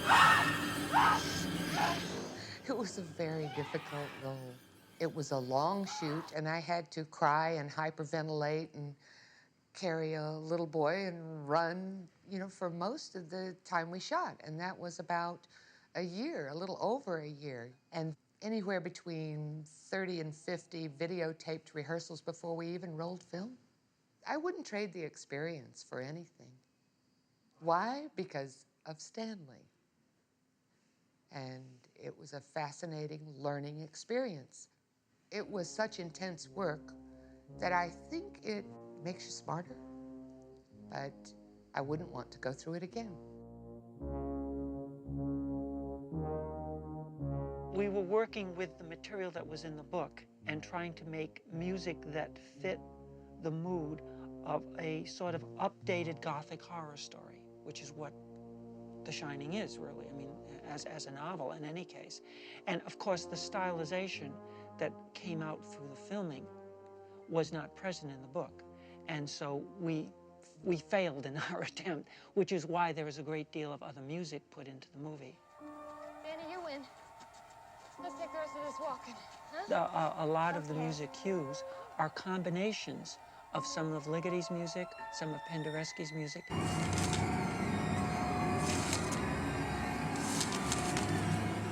And lots of background patterns and textures with heartbeats and sizzling electronic little weird sounds. And those were all mixed together. That's how Stanley finally did what he was looking for.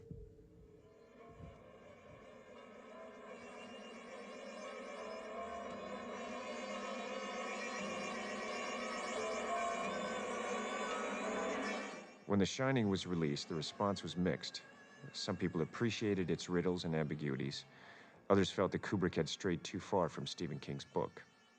When I say that the people who love Stanley's movies were mostly movie people, they're just looking at what's in the frame. What's the moviness of the movie? They, of course, love Stanley in a very, I find, in a very uncomplicated way.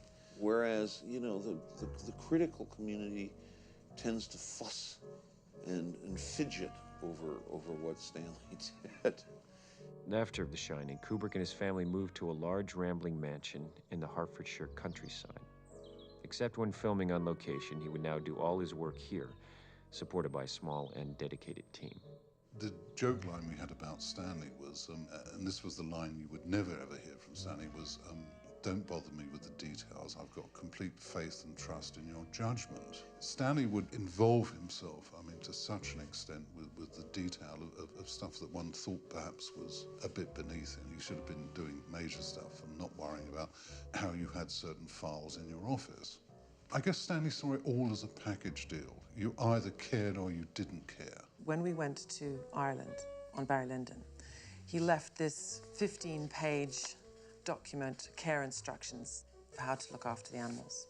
And the 37th instruction is, if a fight should develop between Freddie and Leo, and that was a father and son tomcats that we had, the only way that you can do anything about it is to dump water on them. Try to grab Freddie and run out of the room with him. Do not try and pick up Leo. Alternatively, if you open a door and just let Freddie get out, he can outrun Leo. But if he is trapped in a place where you can't separate them, just keep dumping water, shouting, screaming, jumping up and down and distracting him, waving shirts, towels. Just try and get them apart and grab Freddie. I remember once he had a cat that was drinking excessively, and I said, well, perhaps you can measure how much that cat's drinking, Stanley. And he said, no, that's impossible. There are too many cats. And then he phoned back a couple of minutes later and he said, but I could count the number of laps. And he then said, now, how much does each lap take up in terms of water? I said, I don't think there's any information on that. He said, well, leave it with me. I'll try and find out. And he'd go off and he'd try and find out from somewhere, and then he'd work it out and we'd have a figure. You know, he was compulsive in that sort of way. He was a kind of ultimate Jewish mother. If an animal was ill, or if one of us were ill, I mean, Stanley was like Superman. I was very, very ill myself for quite a while, and he was so sweet, so kind, so loyal. I mean, everything you want somebody to be, you know, he was. I mean, he was really, really kind. However, I mean, when you weren't ill, that's when you bought it. He very seldom praised you because he had this obsession that if he praised you, you would fall to pieces and not do the job right. He knew how far he could push you. That was the other clever thing. Occasionally he pushed you a bit too far, and then he was a bit confused why you were really angry. Philosophically, he was just no nonsense. You know, honest, had his view, very cool view of humanity. He was a warm guy at home. I mean, I'm sure everybody says that, crazy about animals, and, you know, but could be brutal with people that he worked with. You know, I mean, he wasn't all that way. I mean, sometimes he could be generous as well, but you know, he felt everybody was an opponent. You know, no matter what, he wasn't sure didn't have an agenda of their own, and he wasn't gonna have that on his pictures. I'm asking the fucking questions here, Private. Do you understand? Sir, yes, sir. Well, thank you very much. Can I be in charge for a while? Sir, yes, sir. Are you shook up? Are you nervous? Sir, I am, sir. Do I make you nervous? Sir. Sir, what? Are you about to call me an asshole? Full Metal Jacket was based on a novel, The Short Timers, by Gustav Hosford, a Vietnam veteran. He collaborated on the screenplay with Kubrick and Michael Herr, who had covered the war as a correspondent. He was thinking about making a war movie. And I said, well, Stanley, you already made Paths of Glory. And he said, well, people think of that as an anti-war movie. I want to make a war movie, just to consider the subject, you know, without a moral position or a political position, but as a phenomena.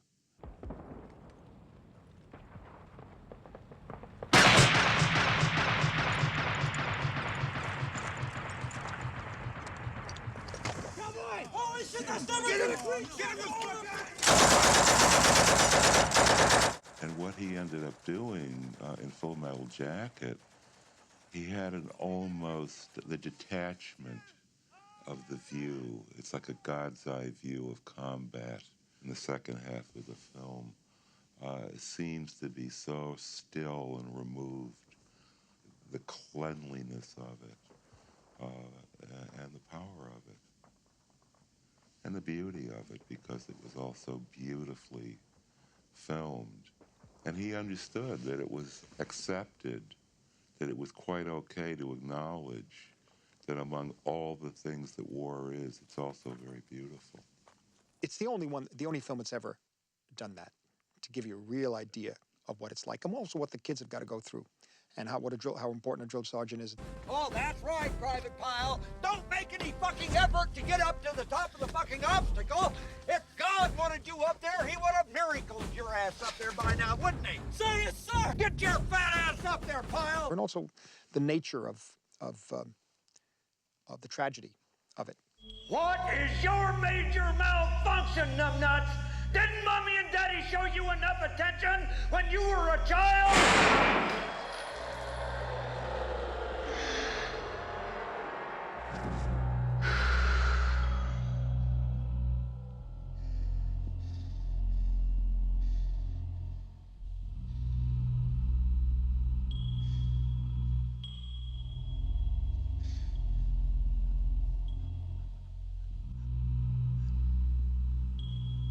Easy, Leonard.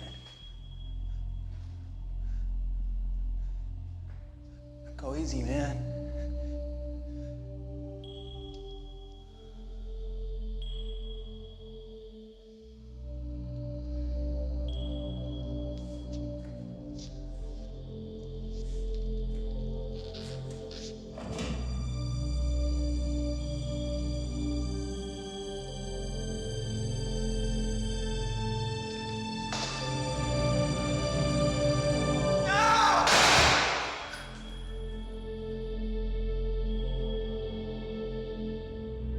And then the whole movie changes and moves out. And I see it was interesting too about Kubrick is that the structure is all, he doesn't deal with traditional dramatic structure, which is good. He was experimenting.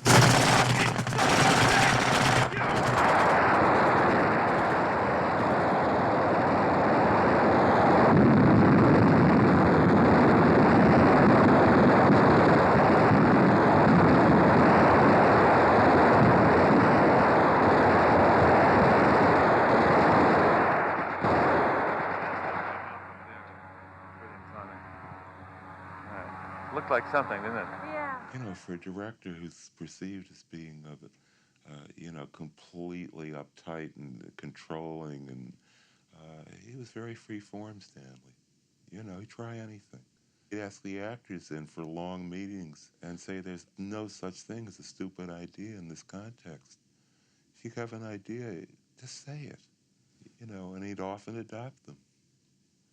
I'm not saying Stanley wasn't a control freak. I would never say that. But there were many ways in which he was not controlling. Should probably not be, should be more frightened and then get into it. Do something brilliant.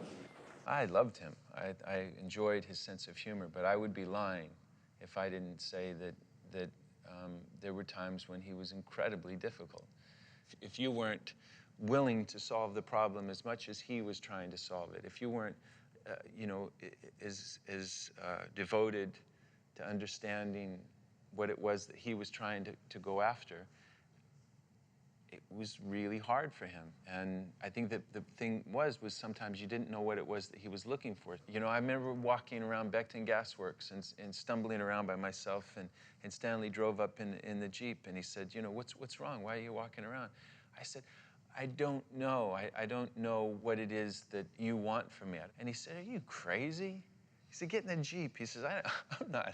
I don't want you to do anything. I want you just to be yourself. That's all I want. You write Born to Kill on your helmet, and you wear a peace button. What's that supposed to be, some kind of sick joke? No, sir. What is it supposed to mean? I don't know, sir. You don't know very much, do you? No, sir. You better get your head and your ass wired together, or I will take a giant shit on you. Yes, sir. Now answer my question, or you'll be standing tall before the man. I think I was trying to suggest something about the duality of man, sir. The what? The duality of man, the Jungian thing, sir. Whose side are you on, son?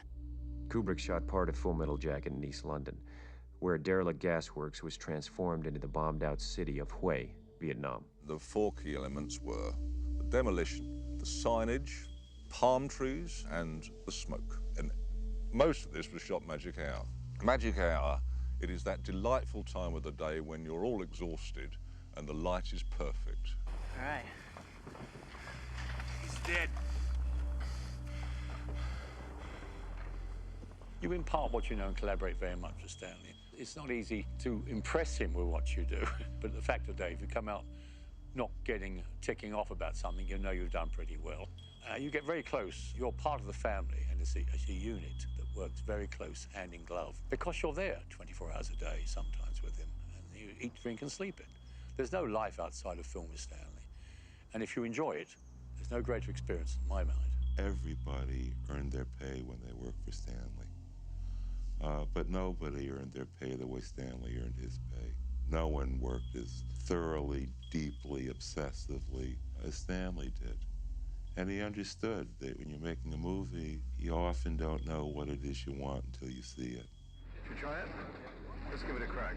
One way or another, I felt utterly compensated for my time with Stanley.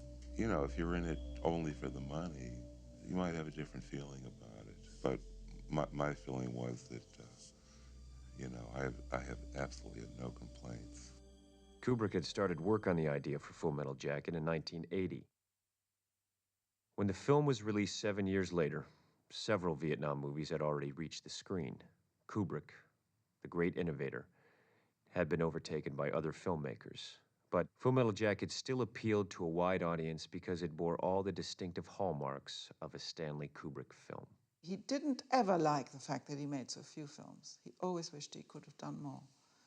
And if he had anything negative in his life, I think it was that feeling that he was slow. I suppose the other thing I noted about Stanley was that there were still magnificent obsessions that he had that he never quite realized. His fascination with the Second World War and with the movie industry and Goebbels during that period.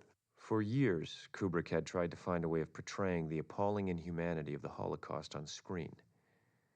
Now he turned Louis Begley's book, Wartime Lies, into Aryan Papers, the story of a Jewish family in Poland trying to evade capture by the Nazis. By the time he was ready to go into production, Steven Spielberg had begun shooting Schindler's List. Feeling the similarities were too great, Kubrick reluctantly shelved Aryan Papers. There was another thing that he felt it just couldn't be told. If I really want to show what I have read and know happened, and he read everything, how can I even film it? How can you even pretend it? He became very depressed during the preparations, and I was glad when he gave up on it, because it was really taking its toll. Now Kubrick turned his attention to another long-standing project based on a short story by Brian Aldiss. But AI evolved into such a mammoth undertaking that Kubrick eventually sought the collaboration of another director. He said, you know, you really ought to direct AI and I should produce it for you. And I was shocked. I said, yeah, right. He said, no, I'm serious. He said, it'll be great. It'll be a Stanley Kubrick production of a Steven Spielberg film. I remember him actually, you know, giving me a title card on the whole proposal.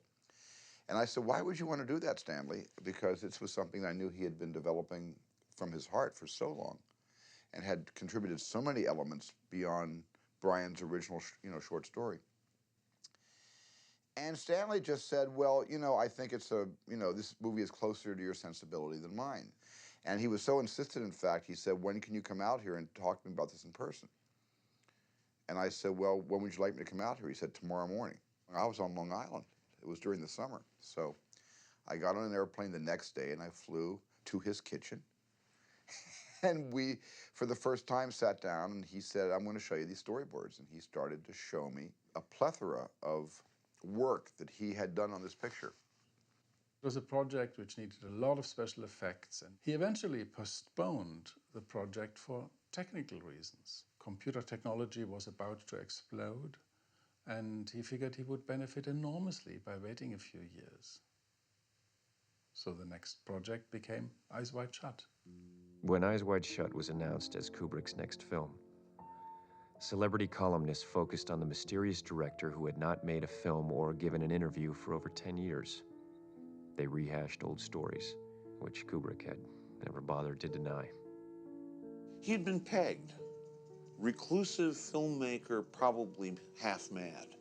For a man to whom I think control was everything, the notion that he could not, in the last analysis, control this image that had grown up about who he was, it must have brought him to sort of a kind of despair, and it's sort of like, oh, the hell with it. You know, if that's what they want to think, that's what they'll think, and I can't do anything about it.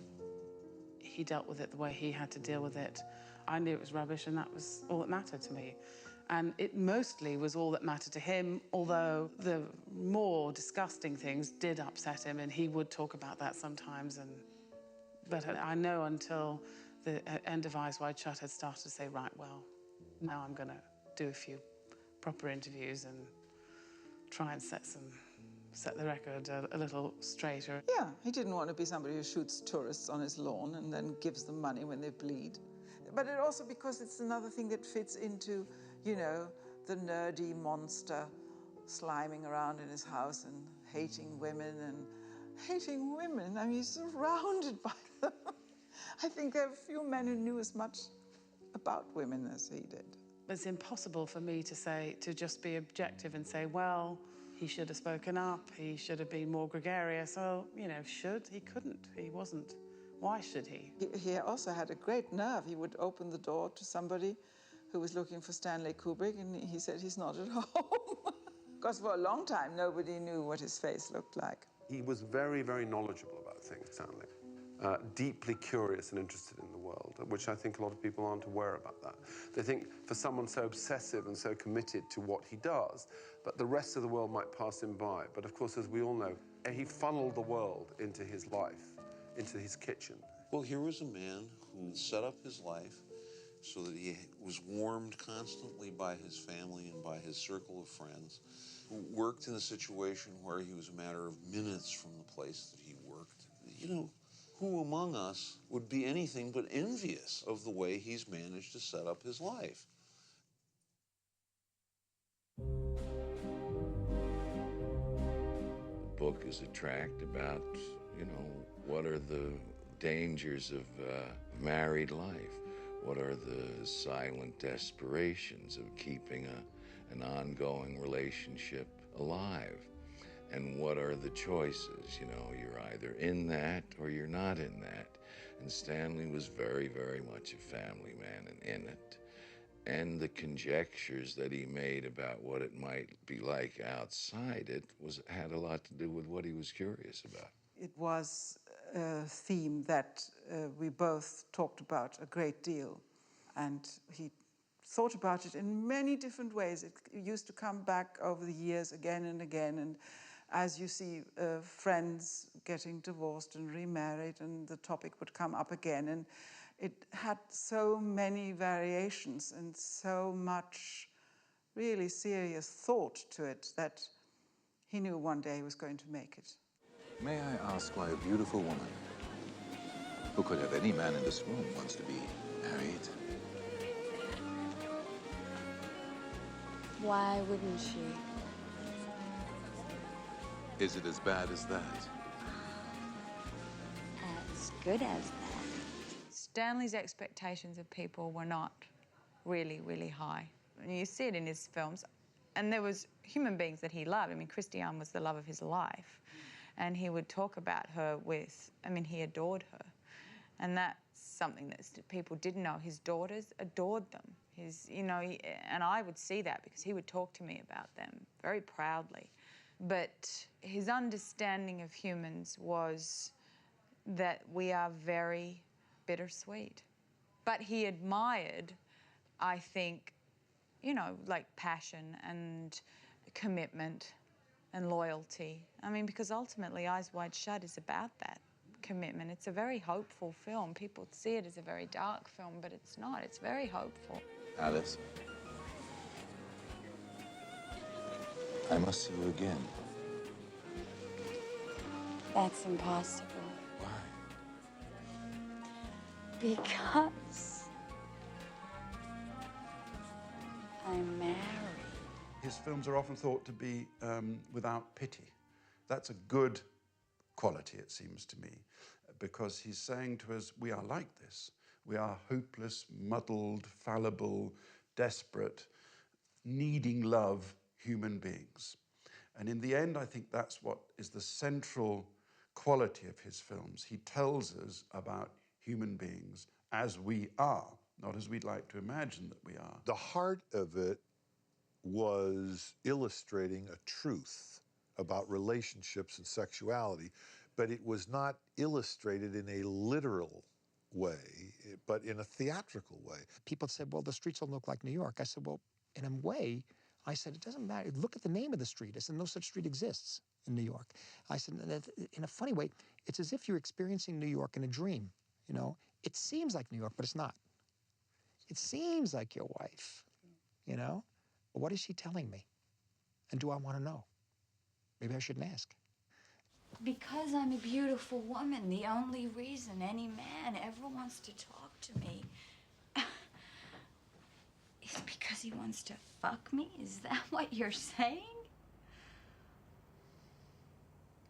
Well, I don't think it's quite that black and white, but I think we both know what men are like. So on that basis, I should conclude that you wanted to fuck those two models. There are exceptions. What makes you an exception? I took that character of Bill home with me. And at times that was not a nice place to be sitting in that character for that amount of time. It really is not the kind of person that I am, that contained, non-communicative, likes the daily routine, the stability of his life, just, you know, ignoring his wife in that relationship and just not wanting to rock the boat. Taking things for granted, Bill did. Took her for granted, took his family for granted, his life for granted. It's just a little too smug, and she just goes, bang. I first saw him that morning in the lobby. He was checking into the hotel, and he was following the bellboy with his luggage.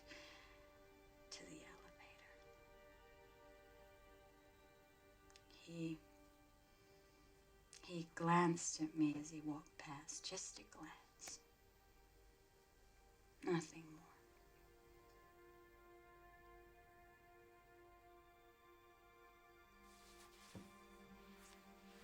But I could hardly move. When we went in to rehearse that scene, it was the three of us, and we just kind of got in our underwear and, not Stanley, we got in our underwear. And we just talked about the scene and just kind of didn't really worry about the lines too much at that point. It just slowly evolved. And we were doing take after take. You know, I said, Stanley, what do you want? He said, I want the magic. I want the magic. But then as the scene progressed, as, you know, take after take doing it, you'd feel the scene reach a level and everyone felt, oh, that's acceptable, that's interesting. And then we'd keep working on it and it would feel bad, it was stale, it wasn't working. And then suddenly we could feel it break into a place that none of us had really thought of before. The whole process of the film was a discovery. It was never about the result. It was never about, well, we have a week to shoot this scene, so quick. We have to do it. Let's see. We may not fully explore it, but we'll get something good. As Stanley wanted to explore every avenue and then make his decisions based on that. And Stanley was not restricted by time. He refused to be. And that is a great luxury that only somebody like he could afford because of what he'd achieved through his career, to be able to say, do you want to know what's gold with filmmaking? Time is gold. Not having to walk away from a scene before you feel like you really perfected it. And I wanted to make fun of you. To laugh in your face. And so I laughed as loud as I could.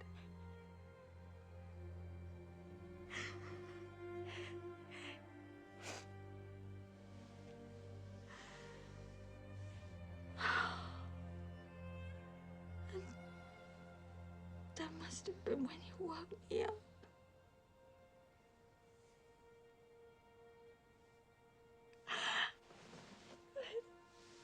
And the other thing Stanley hated doing was ever explaining himself. So what's the film about, Stanley? He'd look down and look away and not answer. And the same thing applied to a scene. So what do you really want this scene to be? He would never answer that. Eyes Wide Shut seems to be a rake's progress story. He goes on an adventure that could really turn out any way, and it's a sort of an irresponsible adventure for him to embark on. But it's a fantasy, isn't it? It's a dream film. I don't think we're supposed to believe anything that we see. And I think that one thing that people do have a hard time with in the cinema is ambiguity. Ambiguity is great, but in the cinema it's almost verboten.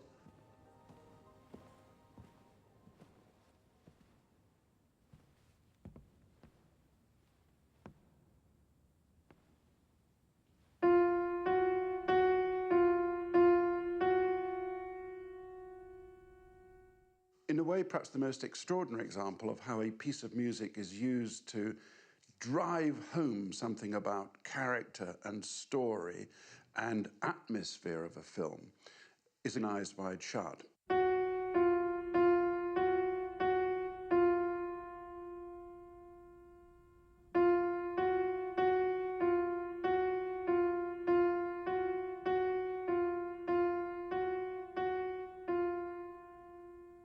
Please, come forward. I was in Stalinist, terroristic Hungary, where this kind of music was not allowed. And I just wrote it for myself. Stanley Kubrick understood the dramatism of this moment, and this is what he did in the film. And for me, when I composed it in the year 50, in Budapest, desperately, it was a knife in Stalin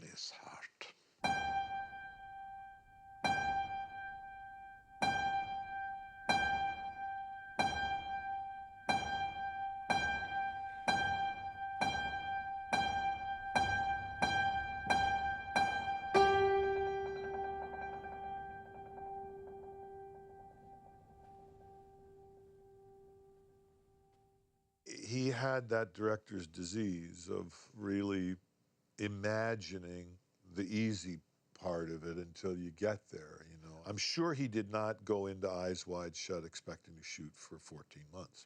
But I must say, I thought the same thing. I said, well, I'll be out of here in 3 days.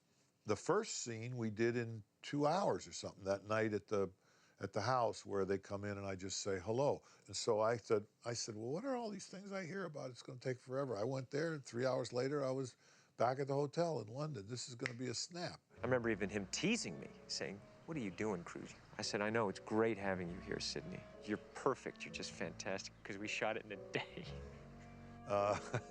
And then, of course, the next day, Sidney comes out, and he's dressed. He's got his sleeves up, he's in his pants. He knows every line of this massive, scene there, and he says, come on, let's run lines, let's go, Tom, let's go, Cruz. Let's go, I gotta go, I got a week, and again, we're gonna jam this out, and I'm gonna, it's gonna be fantastic. And we're doing the Steadicam shot of me coming into the room, and so Sidney goes, look, all right, how do you want me to do this? And Stanley said, well, I don't know, let's try it and see. He says, well, I can go to the door fast. Okay, well, let's see what that's like. He says, okay, now open the door. And then he says, well, maybe that's a little too fast. Okay, I can go slower. I can go slower. So we start doing the scene this way. By the third week, when we're in the billiard room, I'm saying, my God, this, how? Of course, said Stanley, said, well, Sidney, I mean, I didn't think it would be much longer than that, but don't you want to get it right? I tell you, there are a lot of people in our business who are, well, they label themselves perfectionists. That's a kind of a euphemism for a pain in the ass, really. Stanley was the first real perfectionist that I met. I mean, there just wasn't any way for him to go one take less, or he never gave an inch on anything. So much was expected of him every time. He wasn't allowed just to make a movie. It had to be an amazing movie, because so many of us actually were waiting for the next Stanley Kubrick film. So it had to be an event. And I think on his shoulders, therefore, was a terrible responsibility in a way.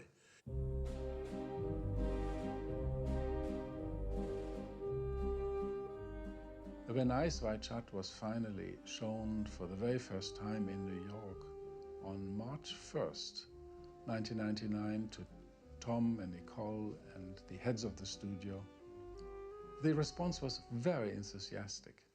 Stanley was very, very happy, and a great heavy weight was lifted from his shoulders. I think this change of his being caused almost a physical change in his body, because he had lived with this enormous responsibility for a very expensive film, which was long in the shooting for a long time, for 2 years, and suddenly it was all gone. He died a week later.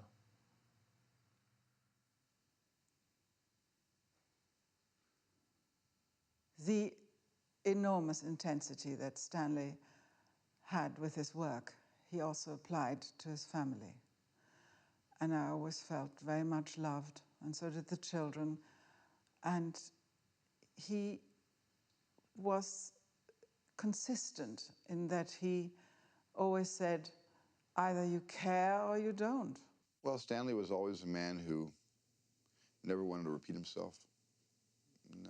He reinvented himself with every single motion picture he directed.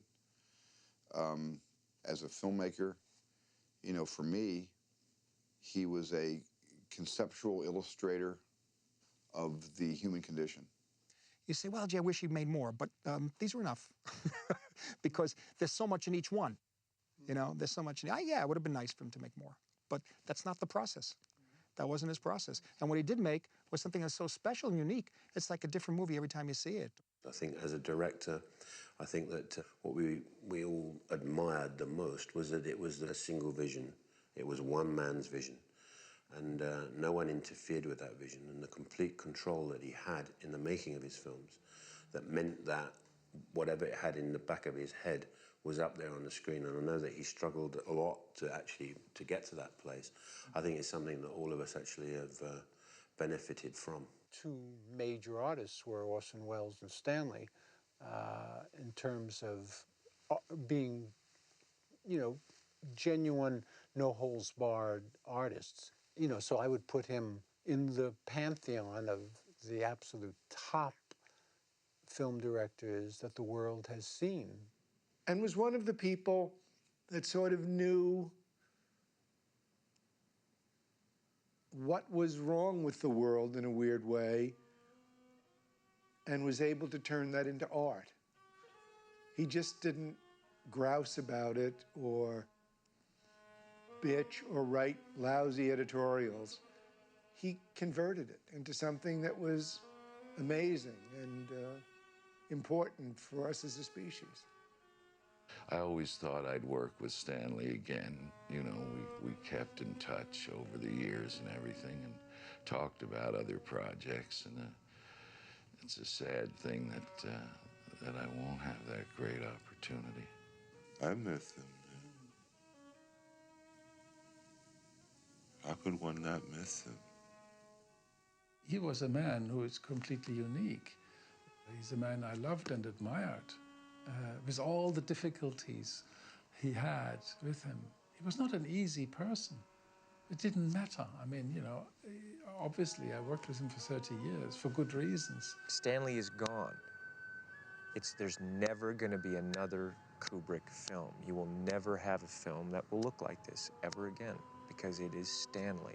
And he pushed everyone to the limit. He pushed the film to the limit. He pushed, you know, the actors emotionally, but because we all wanted to go there with him. Part of Stanley's legacy on my life is that, well, you believe in something, you passionately believe in something, so devote yourself to it completely, utterly, and don't apologize for doing it. He felt extremely lucky to be in a situation where he could tell stories on such a large scale and millions of dollars involved. I think when he was young, he didn't dare hope he would be able to do that. I don't think he ever took that for granted. And he would often say to people, you know, say, "How are you doing, Stan?" He said, "I'm still fooling them."